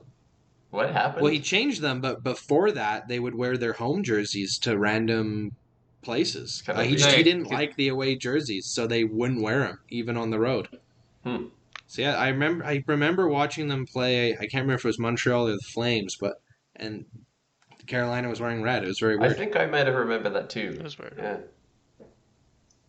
Yeah, he likes to do things the way he wants to do it. He's a very particular guy. I mean, how he became rich was he bought used cars sellers, and would flip them. Yikes. So you quite literally a used car salesman owns the Carolina Hurricanes, and he definitely reflects that in some of his business ventures. It's kind of interesting to have like an eccentric owner in the NHL that isn't the owner of the Rangers, but nonetheless. Gotta love the owners of the Rangers. Who's also, once again, another offseason loser. Yeah. Trading for Ryan Reeves. They are very scared of Tom Wilson, let's be real. Tom Wilson is underrated too. A franchise. Oh, yeah. They did. They traded a good right winger who could score, who's playing very well for them. They traded him for almost nothing, and then brought back grit. They've literally let Wilson get in their head, and it's affected their entire team, and it's crazy. I know when you see Panarin, like a star player on your team, get bullied like that, and you feel the NHL hasn't appropriately policed the game, then you go out and try to police it yourselves. But trading top players for grit guys for one team in the NHL, that's not how you win. That's not, and that shows that gets in your head, and that's going to work. And you're going to trade more players and get more tough when you have all this skill. Like that move reminds me of like early 2000s Calgary Flames, just trading away everything for like a guy who can hit, and that does not work. Even worse, this reminds me of when Vancouver got knocked out by Boston in the finals. They never recovered. That destroyed that franchise. They went full grit, and they just have not bounced back. But at least that was in Game 7 of the Stanley Cup Finals. Tom Wilson beat up a guy in the regular season, and they have blown up their franchise because of it. And, like, I get the idea that you're going to play Reeves against Wilson, and it's going to be great. Reeves is 34. You're going to put a 34, like, enforcer against the top line in Washington, because Wilson plays with Backstrom and Ovechkin. Like, Washington is laughing to the bank right now. They're going to score, like, 20 goals solely against the Reeves line this year. Just for the one or two fights they might not have. Yeah, and Tom Wilson might just not even drop the gloves with Reeves. Why would he? Yeah, I'm almost thinking of like the Goon movies when he drops the gloves and the other guy just laughs and he gets a penalty. And there's no need for this. Yeah. You know, I think Wilson will step up to the plate. He likes to get into fights, but like, okay, you just take Wilson out and then the game goes on, and then he comes back and keeps playing. And you've traded a whole player for him.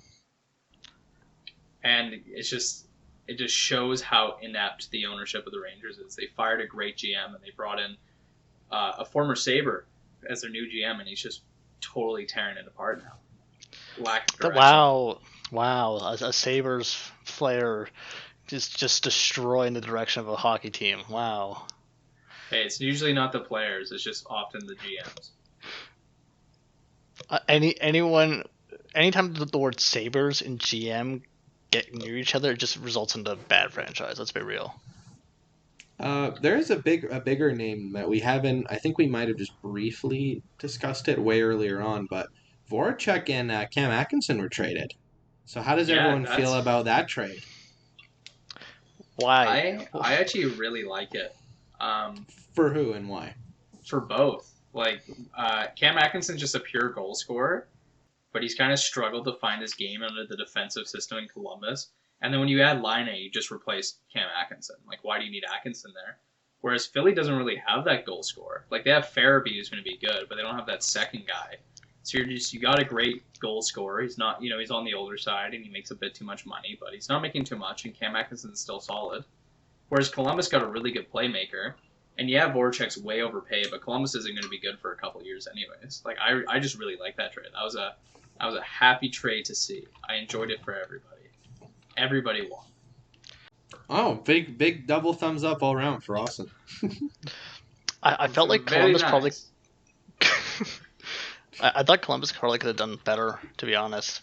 Because Atkinson, he's been on my radar for like 4 or 5 years. I've always kind of looked at him, especially like in fantasy. He puts up points even in a defensive system. I'm surprised they didn't try to get like a first or something from Atkinson, or maybe even a second round pick. Because you're going to rebuild, might as well get something in the cupboards. Yeah, I guess with Voracek though, there's not too much more you can ask for, especially when it's just Cam Atkinson, because Voracek's still an amazing player. I mean, let's Yeah, not but he's forget what, that. He's just overpaid. mid-30s? Well, He's mid-30s, though. we talked about that in the Philly episode too, right? I mean, their core was signed for a while, and something had to happen. They're getting older, so. Keep in mind too, like this is a league that only wanted to give up a first and a goalie prospect for Sam Reinhart. Like, and as much as I hate to say it, Cam Atkinson's short, and a lot of NHL GMs don't value that, as we just talked about the Rangers, right? But we also So you got mentioned this how short guy that no one wants to pay for. But you also mentioned how like it's a different aspect when you're trading an RFA. If Sam Reinhart was already under contract for like term, he probably was going to get 3 firsts. Yeah, Let's be real. but Cam Atkinson's also 32 years old and signed for 4 more years, so I can see why they didn't get as much value for him. I still, like I said, I like Atkinson a lot. I'm pretty big on him. I would have loved if the Sabres weren't tanking for the 3rd time in 10 years to trade for him, but unfortunately... Did it ever it's really nuts. stop, Austin? Let's Yeah, be can real. you Did say it it's ever 3 really times stop? when it's just the one continuous? Yes, there was times where we were first in the league for a month, so we'll have that to check. When we won the first game of the year before anyone else played, we were first. Both the past 2 years before this year, Buffalo was the #1 team in the NHL after the first month, and then this Well, then year what they just happened? they decided to just not even get the hopes up. So they really subvert the expectations. All right, boys. I got a topic I kind of want to talk about. I want to know who are your biggest losers for this year. I want to know, like, I want to know the team, but I also kind of want to know maybe GMs. Which GM do you feel like is also going to be on the hot seat? Let's give it off to Jimbo here. Who's your biggest loser of the offseason? I'm pretty biased though, so I'm gonna say Oilers, man. I don't know. I just remember when they announced that Nurse deal.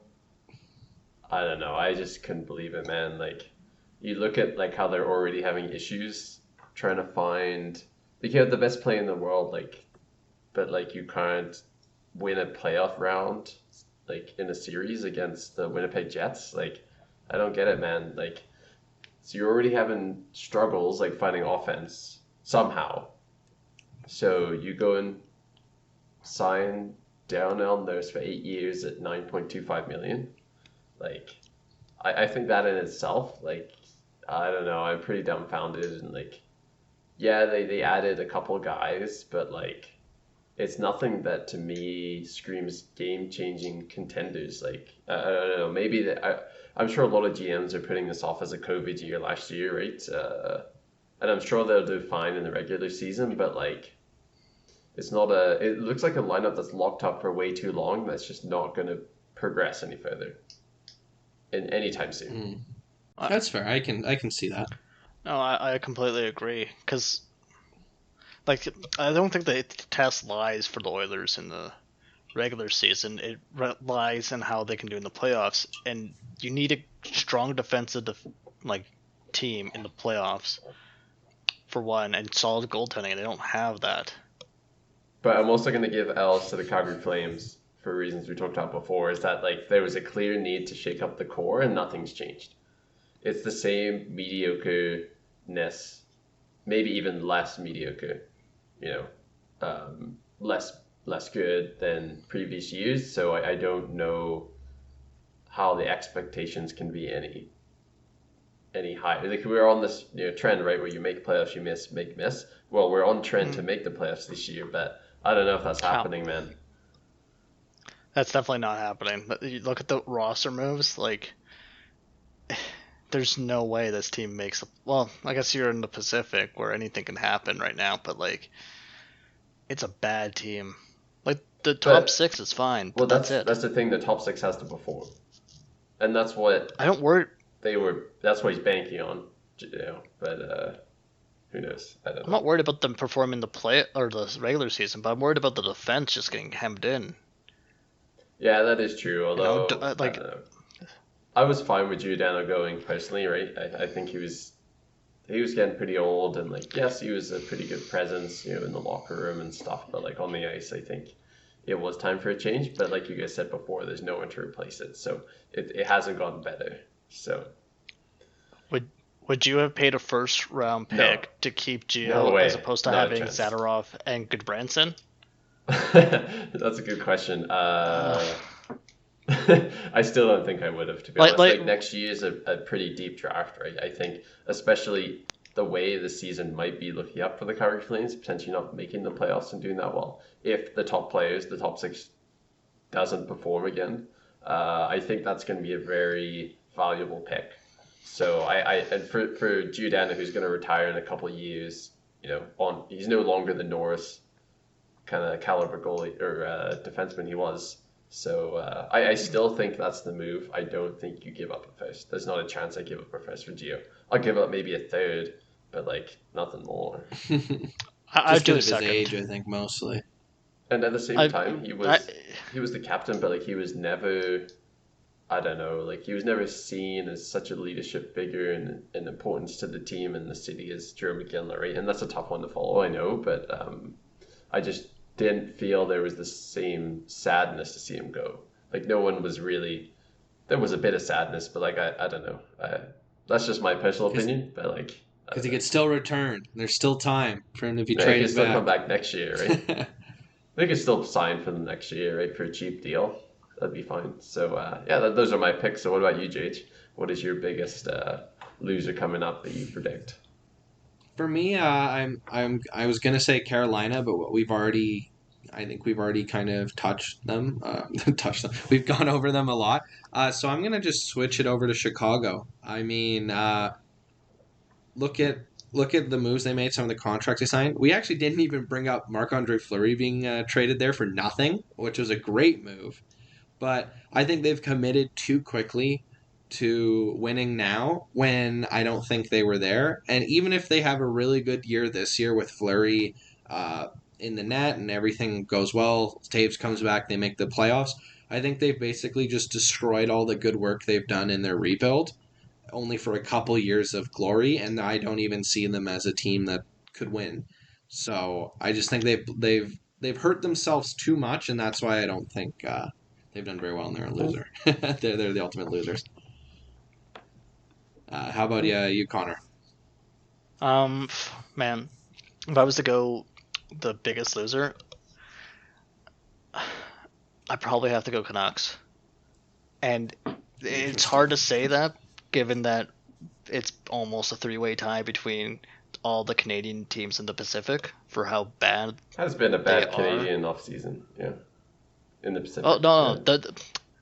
The moment you go east of Alberta, it's fine. You didn't do bad.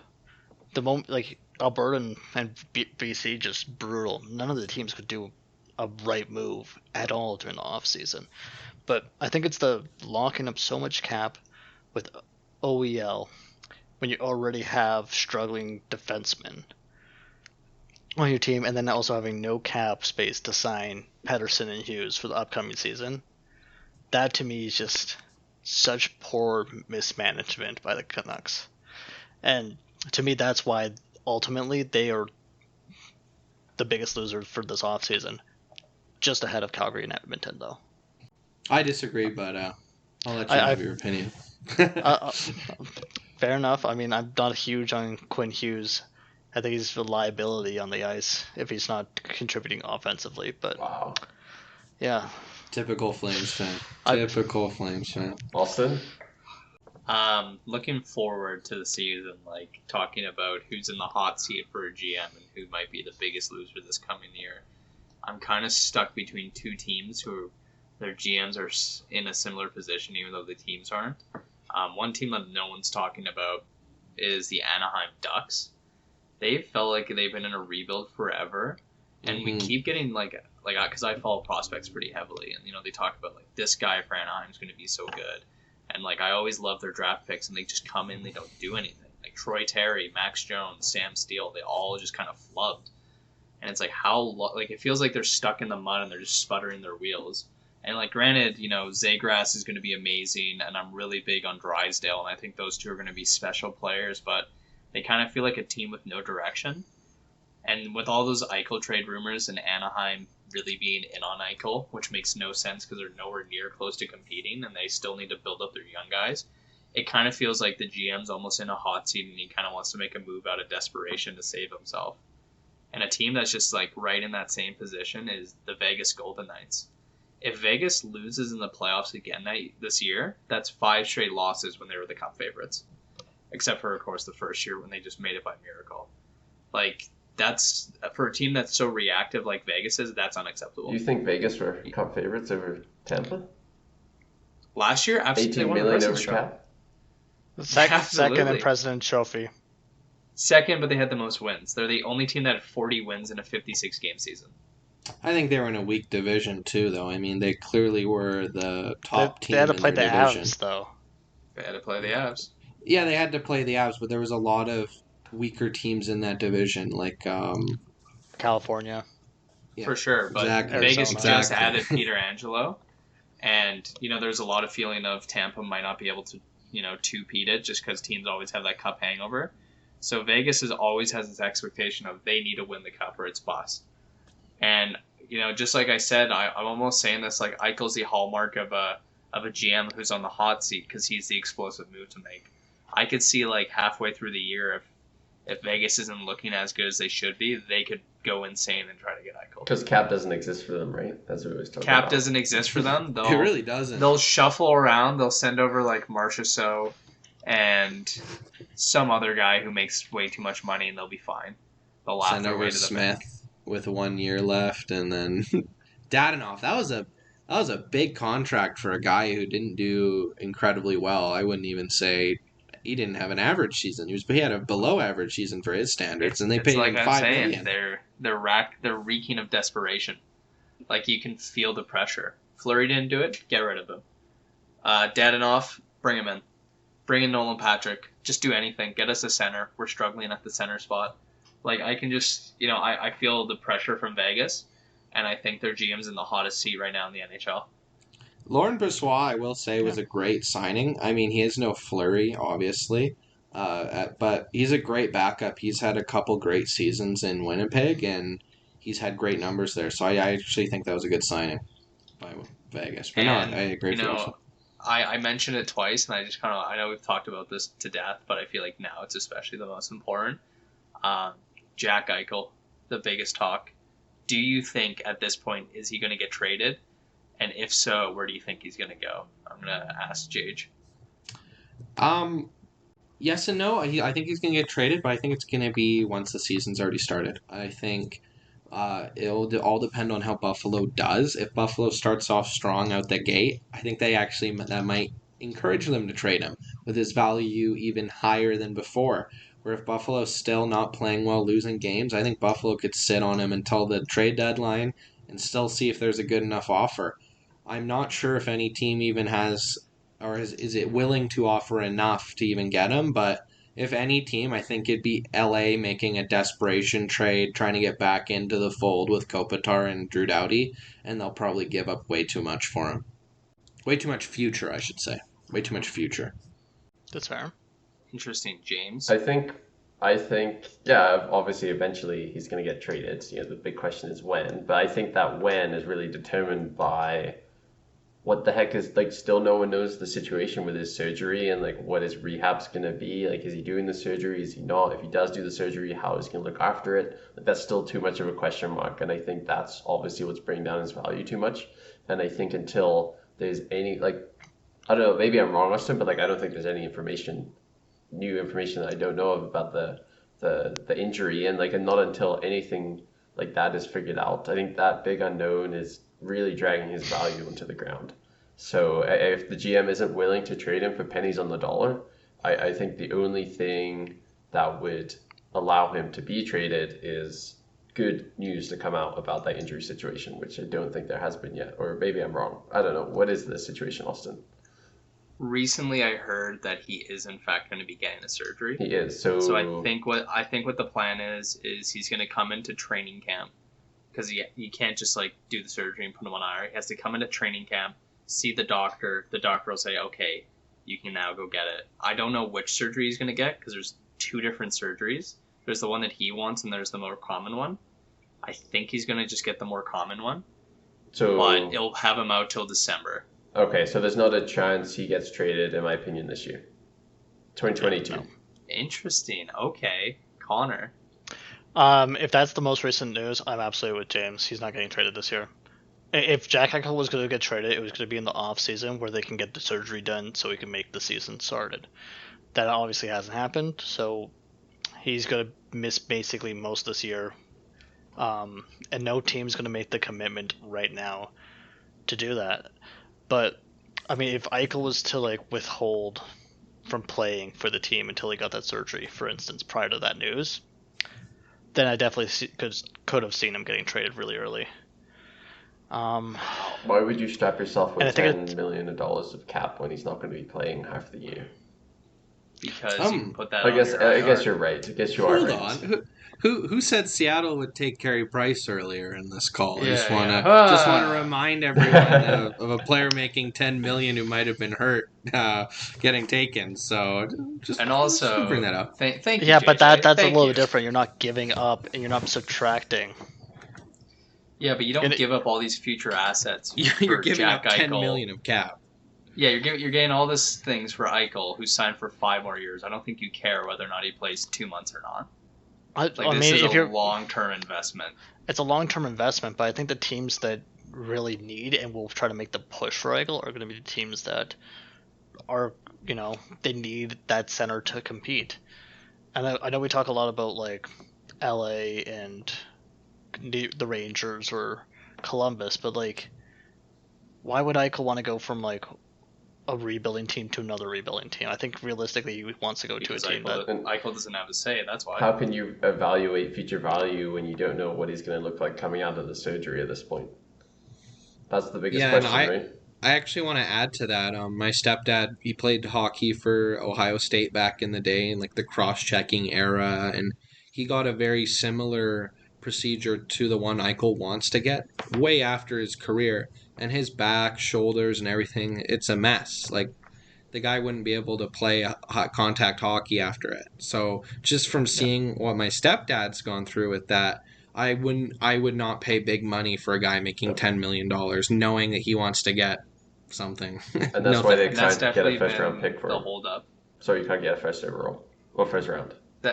That's what the hold-up's been, is teams they want to give the pieces, but they're scared. Like, apparently it came out that like over half the league agrees with the Sabres. They wouldn't greenlight that surgery he wants. So I think, I definitely think they could get the pieces. I just think they want to get more. Like, I think they have no issue getting a first round or a couple prospects, but I don't think it's what the Sabres want. And what I think almost might happen, and this is going to be disgusting, is I could see a team like Vegas, once Eichel gets put on IR for surgery, throw a bunch of guys at him, and just do a Tampa to just keep him on IR till playoffs. That's true. They don't have to worry about shedding the cap. You just put Eichel on that team, and all you get rid of is draft picks and prospects. I could really see that happening, and that gives them a whole year to rehabilitate. The only issue that I see with that is, and the biggest issue is the Olympics. Eichel's going to want to go play. If he's better in December, he's going to go play in the Olympics. True, and I can't wait to see Team China play. Oh, poor Team China. That's another thing, yeah. The Olympics, I mean, that could affect lots of trades this year. How many players are going to go over there and get hurt? And especially if you have a guy getting experimental back surgery and he's going to play those extra games in the Olympics against some KHL Russians who are not fans of North American hockey players. Anything can happen, especially to superstars. And that's why GMs haven't sent their teams before. Yeah, and it's going to have to come down to whether it's Buffalo or someone else holds Eichel's rights. Do you send him over and risk the potential of him getting hurt? I mean, the NHL said they're going to. If he's healthy, I don't think you're not going to stop him. If he's healthy, there's no way. If you're Buffalo and you have this guy that you're trying to flip for a lot of picks, and you send him over and he gets creamed into the boards, you just lost him for nothing. He didn't even help your team. He helped someone else. Okay, yeah, but question is, can a team realistically stop the players from going? I believe, the team has to greenlight it. Because this was the main reason why they didn't go in 2018 was in 2014 Tavares got creamed by a KHL defenseman. Got injured and there's no compensation for it. Yeah, but I believe there is compensation financially wise. There's a lot of compensation and a lot of money going towards the NHL now. So that's the reason why they said, okay, we're going. I don't know. I would love to know the answer to that on whether or not if the NHL wants to send a guy, but the team doesn't. What's the rule there? Because if Buffalo goes, we don't want to send Eichel. He's our most valuable asset. He hasn't played yet, and he can get hurt. We don't want to send him. But on the NHL side, they go, well, we want to send him because that'll be great marketing for us. Who wins that argument? Gary Bettman. Every time. Bettman Every probably. time. Because then it Every comes time. down to owners versus the league. And the league doesn't like to fight the owners. But then how many owners are going to support what, right? So I think the pressure's on to make this not a messy situation, but I think it's going to get messy. I think it's going to get a little bit more messy than it already is. That's definitely going to be interesting, to say the least. But I guess just going into our final topic to kind of like slowly wrap this up. What are your guys' season projections for this year? Like, of all the teams, give me the top 3 for each division. I can say with confidence that the Buffalo Sabres will not lose 19 games in a row. Okay, but Are you No sure? one brave. beats us 19 times in a row. I think for the Pacific, for me, I'll just get it started. I think Vegas number 1. I'm going to say Edmonton number 2 still. I know that's a bit controversial. I'm still going to say Edmonton number 2. yeah. And I think third place is either going to be a mix between the Calgary Shames or the Vancouver Canucks, whichever team decides to pull it out of their ass this year, because it always seems one of them sneaks in. I just don't think Anaheim's good enough. Don't think the Kings are good enough, and Sharks, same thing. And Seattle, I don't see it. I don't think they're anywhere as good as Vegas was. And who knows? Hopefully they do sneak in. I think that would be exciting, but I don't have them there. Do you want me to go through all of them or just one division at a time? Do you think Let's take one better? each. Let's take one each. We got 4. Oh, one division each? Okay, well, I guess I was specific then. There you go. Okay, well then, I'm just going to say Central Coyotes first. I mean, that is obvious. So, whoever has Central, I've set you up for that one. I guess I'll do the Central then. So, I mean, I think it's pretty obvious that the lock for the Central is going to be the Avalanche. Like, there's no way it's not going to be the Avalanche. But afterwards, it gets really kind of like... Some teams can rebound depending on when some players sign or whatnot, but I got the Jets at number 2. They really didn't get worse, and a lot of Central teams got worse. That's what really makes it difficult. And I think, honestly, the Jets can compete against most teams in the league. And last year being kind of like that COVID year, you run into like, you start to oversee your opponent and you start to make mistakes or someone just gets in your head. But now that you're playing everyone, you show your true kind of like, this is what we're able to do, this is what we're able to compete with. And then I think number 3, I got to go with the Blues. I don't see any of the other teams making any of the moves necessary to get better to make the playoffs, to be honest. So for Austin, me, I see a big reaction. Winnipeg, St. Louis. What was the face for, Austin? Takes. All of them? I think Winnipeg's a bit too high. I think the Central's really good. I don't think they'll...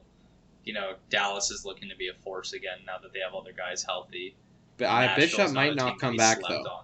They might not have Bishop still. They got their Jake goaltending. Ottinger. I have a lot of faith in him. That is fair. The guy who doesn't believe in young goalies is putting a lot of faith in a guy who's not a highly rated young goalie. He I'm fine with selectively believing does in it. young goalies. I just wouldn't pay $9 million for them. That's $9 million of faith. You say Grubauer's a young goalie? He's 29. No, I said Grubauer's only played for good teams. Yeah. I said Krieger's unexperienced goalie, and he's 27. Yeah, but you said young goalies for that. They're both not young. They're both... No, they're both older and not experienced. That's why I said yikes for $9 million. Oh, Grubauer has experience, but... Oh no, really good teams, yeah. Austin, you want the Atlantic or Metropolitan? I'll let you take the Atlantic. I'll be too biased. Okay. Buffalo number 1. Buffalo number 1, baby. Ooh. Put them at the top. Yeah, this is a good division. The Atlantic division is good. It's Actually, a really good division. I already feel pain for a lot of Maple Leaf fans over out east there because they have a reckoning coming. Looking at this division, Jesus, wow. Well, compared to last season, right? I mean, they're all used to the Canadian division being, top seed, but yeah, I don't see that happening. And now they got to be embarrassed by the Buffalo Sabres 6 times this season. Now Buffalo's going to beat them 19 times in a row in 1 year. It isn't possible, but they're going to do it anyway. I'm calling it right now live on the show. If Buffalo and Toronto do play that outside game, Buffalo will beat them. It's too Leafs Interesting. not for it to happen. I'm not saying that Buffalo's good. I'm just saying Toronto on their home in Hamilton, Ontario, on Tim Hortons Field, they'll absolutely lose that game. Doesn't matter who they're playing. It just seems like a documentary losing game for the Leafs, doesn't it? It's written in the stars that this is gonna happen. Someone Season like 2. like Cody Eakin will have like a hat trick or some shit. It's just some guy out of nowhere. Yeah, that would be the most Toronto thing to happen. Yeah, that's my prediction. But go ahead, James. Yeah, this is actually this is a tough one. I'm just gonna stick with my saying earlier that Allmark's gonna be a GOAT, so I'm putting Boston first. Although I do feel like Boston is getting older, but they got Hole now, so I'm gonna put Boston first, and then I'll put Tampa. You got to put them high up there, and then for my third team. This is where it gets tough. It is tough. This is a difficult decision. If I'm being realistic, I'm gonna put Leafs third. I think I know Panthers were good last year, but I feel like they might drop off this year for some reason. So no playoffs for Stanley Cup finalists Montreal Canadiens. No, I'm again, as every year, I'm doubting them. So. And they did lose Shea Weber this year, actually. Montreal to injury, finished 18th in the league this year. Like if it wasn't for the goofy divisions, they wouldn't have made the playoffs. If it wasn't for the Flames losing every game they played to Ottawa, they wouldn't have made the playoffs. Yep. Yeah. No, it's just Montreal loses all their games in overtime. They've done this for years. Yeah. They just don't lose in regular season. They just collect like a million overtime losses. They led the league last year in overtime losses. Hey, So James, like let me the ask third you: year. do you have two teams from the Atlantic making the playoffs, like two wild cards, or only one? Yeah, I have two. I'm looking at Metropolitan. Interesting. I don't think Metropolitan is as good as Atlantic. I would agree, but it's tough though. It's tough to say that because it's still a good division. Oh yeah, that's for Just sure. the Atlantic's really stacked. I'd do 1-1. I think they're like after the top four in Atlantic, it's pretty like. Well, I guess, and we all know Philly's guaranteed to make the playoffs this year because this is their year back in the playoffs. So that's another pick we ought to think of. I don't have them making it. Oh my goodness! If I'm doing the Metro, I don't have Philly making the top. What's three. your picks? I have first in the Metro. I'm gonna have Carolina. I think they're gonna be pretty damn good again. They're gonna stomp teams. Tony DeAngelo is gonna put up because Tony DeAngelo does this. He goes to a new team. He looks amazing. And then it's the next year that he causes trouble. So I think Tony DeAngelo is going to put up a stupid amount of points. And everyone's going to forget about him and, love him again. And I think Svechnikov's going to have a breakout. Second's got to be the Islanders. Like, they're always a tank. They're going to be great. I think they're going to be monsters. And then third, this is, I think, and I know this is a bit bold, I think it's going to be New Jersey. I think Jack Hughes is going to have his breakout. I think he's really going to step into his role, and I think a lot of their younger guys are going to wake up. And with the advantageousness of Dougie on the back end and Blackwood as a full-time goalie, I think New Jersey can squeeze in for that third spot. And then fourth, give it to Pittsburgh. Imagine Dougie Hamilton, PK Subban. I gotta ask a question, Andrew. $18 million defense. Let's go. Go ahead, Connor. Sorry. Okay, my question is. When did you get the same kind of drugs that Ken Holland's taking? Because, that's just... you look at every year, very few teams hold those spaces. There's always going to be a bit of movement. And New Jersey, they're always going to be slept on, and I think they're going to take enough wins to get into that third spot. I think they look good. I really liked how they played this year before the COVID outbreak. And I just have faith in them. It might be misplaced, but I think they can get that third spot. I think over Jack the Hughes Flyers, Caps, and Pens. This is the year that the Flyers lose Vigneault's love. It happens all the time. Vigneault's run his course, I think this year he's going to lose the room. Yeah, probably. Pens, Well, I mean, if but, they fire their they're coach missing halfway through the Crosby. year, they'll win the cup. For 6 That's games. the issue, though. They won't fire Vigneault. They'll keep him. I don't know about that. Especially, And like, Crosby's not gonna they be gone made a too lot long of sneaky for Pittsburgh. ads. Like, they got Ryan Greaves.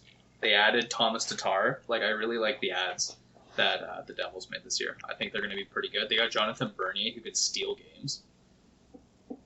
And, I don't think they're that good. Pittsburgh's going to be missing Crosby for the start of the season. Columbus sucks. The Rangers have gotten weaker than they were last year, and last year they struggled. So I just think it's time for the Devils to sneak in there. Is Jack Hughes' brother going to play for them this year? Or is he? Luke, no, he's playing for Michigan. He's one of those. Back on the stacked team. That's right, because they're all sticking around, aren't they? The super stacked Yeah, uni Michigan's team. going to be a monster and not going to win the league. But that's just how college goes. And you don't think Lafreniere bounced back? Love college. I think New year Lafreniere for will bounce Lafreniere? back. I just think the about Rangers dude. lost. I already forgot he too even much. existed.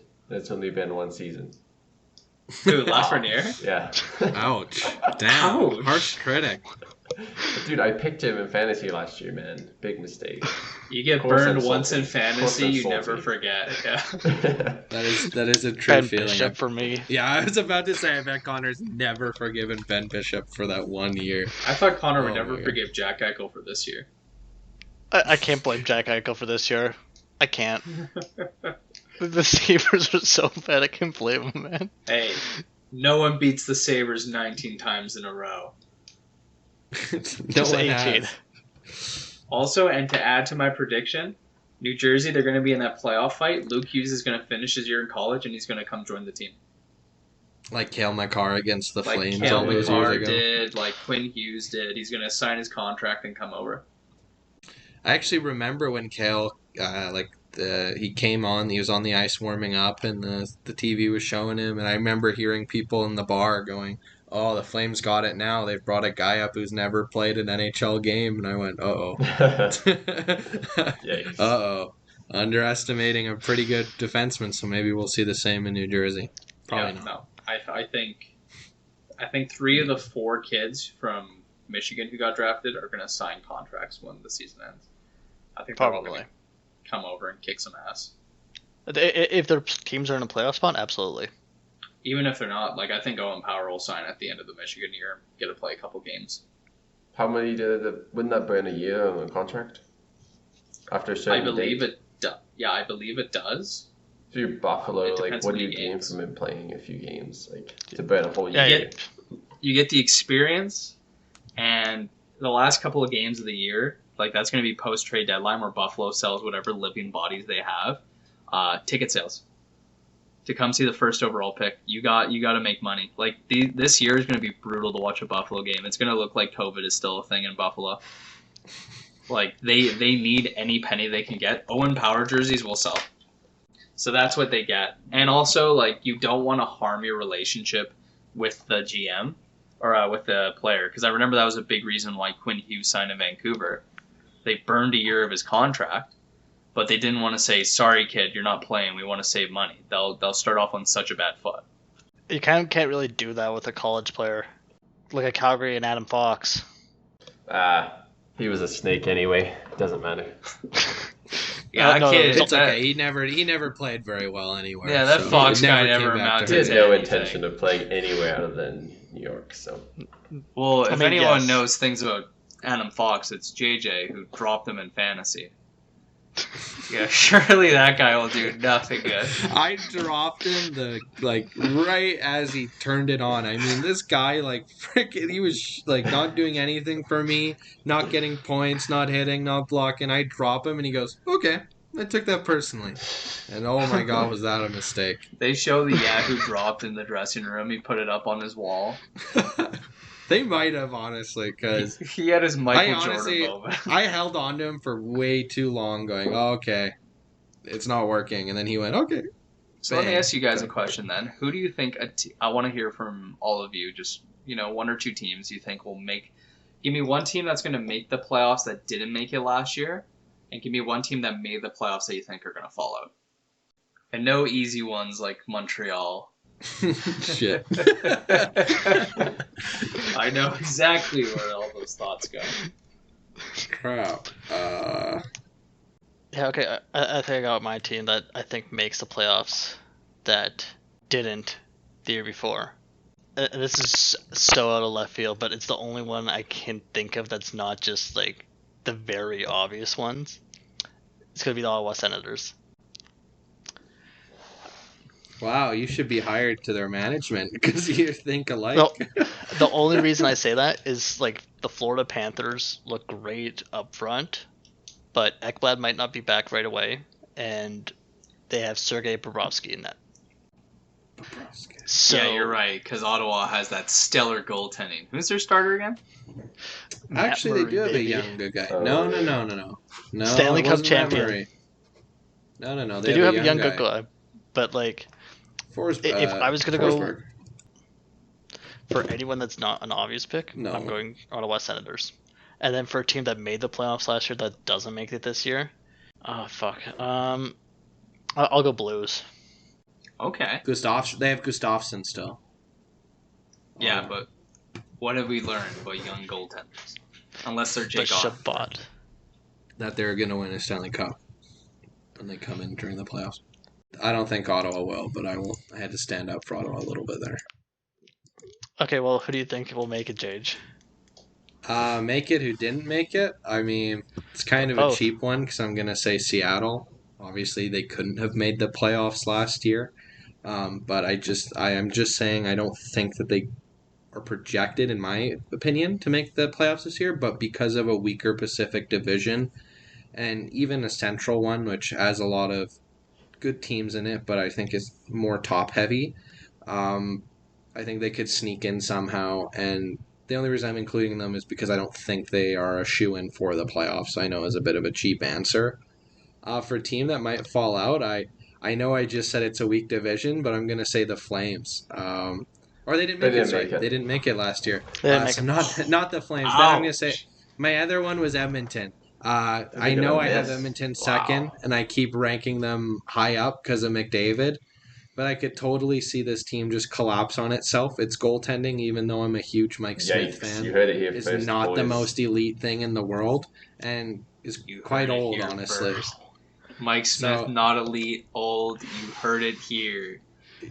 What next? Sam Bennett isn't good either. You know what? Every time JJ, biggest Mike Smith fan around, doubts him, he just pulls something else like that you just don't understand. He takes where it personally. That's why I'm doing it. I got Adam Fox on speed dial and Mike Smith. Whenever I disrespect them, they turn it around. So you heard it here first, Edmonton. Jason Spezza too.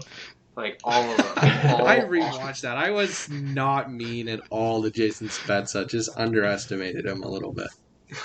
But, how about James hasn't gone, right? How about you, James? I think for a team that drop out, this is similar to Austin's predictions in the Metropolitan, but Washington Capitals, I don't think they're going to make the playoffs this year. I think they've been declining for a while, and I think they're just continual decline. I don't know. I look at the division, I don't have a whole lot of faith that they're going to be one of the top ones, but you never know what can happen. And I'm just going to go against what we were talking about earlier and say who's going to make the playoffs that didn't make it last year. Calgary Flames, boy. Matthew Tkachuk is going to turn it up. Johnny Gaudreau, it's a contract year. He's going to be on fire. Sean Monahan, terrible last year. He's going to find something he hasn't found in a couple of years. I think if those guys, plus Lindholm, plus Markstrom, like I don't know even, actually, you know what, I don't even know why I'm saying this, man. I'm sounding like a Flames fan every single year. You look on paper and it looks great and it just doesn't happen. But like, you look on paper and it should, man. You look on paper and it should happen, but we'll see. You can't forget Mangiapane's up for a contract year too. Oh, true. That boy is so good. Better than Tkachuk. Typical Flames fans. Typical Flames fans. Put some respect on his name. Respect the bread. You know what? If he wins a playoff round, I just might one day. Well, you're relying on the Flames to make the playoffs. He can't do that much.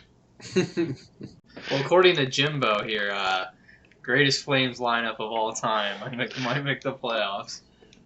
They're gonna come into the Pacific and kick some ass.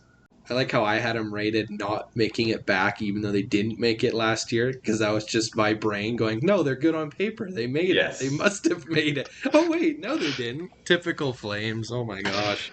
Classic Flames. Austin, who do you have? You know, talking a bit about it, you know, when James was doing his Atlantic ratings, and I've actually given it some thought. And, you know, I talked about how much I like the Allmark signing, but Boston lost Krejci, their second-line center. Bergeron's getting old, and he's talking about he might just retire after this year. Like, they've lost a lot of key guys. Their defense isn't as good. Pasternak's kind of slowed down a bit from those times where he was looking extremely elite. Like, I could actually see Boston slip out in this hard division. I could see when I was making Tampa predictions, Bay, I could see that too. It scares me. Boston's either going to win the President's Trophy or not make the playoffs. It's going to be one of the two. Taylor Hall is either going to look like MVP Taylor Hall or he's going to look like Buffalo Sabres Taylor Hall. Once in Buffalo, you don't go back. So I could definitely see a bit of a miss there, which will be, again, huge culture shock for Boston, and I think that'll definitely put the pressure for them to do something hectic or even fire their GM or try to trade for Eichel. A team I could see making the playoffs is the Los Angeles Kings. It's a weak division. They traded for Arvidsson. They got Philippe Deneau. Like, they've made a lot of good sneaky moves. Quinton Byfield's going to be another year developed. Like, I could really see, you know, the LA Kings coming in and kicking some ass and just squeezing into that third spot. You know, it definitely relies on Calgary and Edmonton having a bit slower starts, but you can rely on them to do that anyways. I think LA could definitely surprise a couple people. Drew Doughty's still a good defenseman, right? I think Jonathan Quick's Okay, still got it in him. whoa, hold on. Drew Doughty's not a good defenseman. Come on, let's be real. He's still pretty good. He has his place in the NHL. He has his place because he makes $11 million. For how many more years? I think he has his place because he won multiple Stanley Cups, Connor, not just the money he makes. Yeah, but like he's not Norris a good Trophy defenseman winner. now. I would still take Drew Doughty on my team. He's still a solid player in my eyes. And they got Cal Peterson, who's a great goalie. Like I think LA's gonna be good. They're gonna be sneaky good. Hell, we can even see like return of form to San Jose. Like the Pacific's wide open. It really is. And Aaron Dell's pretty good. Is a pretty good goalie. So I think Arizona lost a bit when they gave him up and then lost Kemper to the San Jose. No more Martin Jones. Aaron Dell is so good that he's going to bring Buffalo into the playoffs. With those sick pads, it's going to be glorious. I was like, where is he going with this? Oh, fashion contest. That's all they do in Buffalo now. All right, boys. I kind of want to wrap this up here, so I want to pose a question here to the panel, and it's along the similar guidelines that we've had. So, final question, and of all the teams that didn't make the playoffs, who's your cup contender? Not the one that might make it into the playoffs. Who do you have of the teams that did not make it as your number one cup contender? Which is, there's some really bad teams, so it's gonna be some hot takes. And no Seattle. You know what? I got this. Chicago Blackhawks. I know I've said they're the biggest losers. I've said all these things. But you know what? When you have Patrick Kane, the greatest American player to ever play the game on your team, and Taves could potentially return back to form, that's my Hail Mary pass. I'm going to say Chicago. You have Flower. He could play out of his mind in the playoffs and just see something crazy that no one expected. So even though I don't even have them making the playoffs, if they do, they're winning. They're going all the way.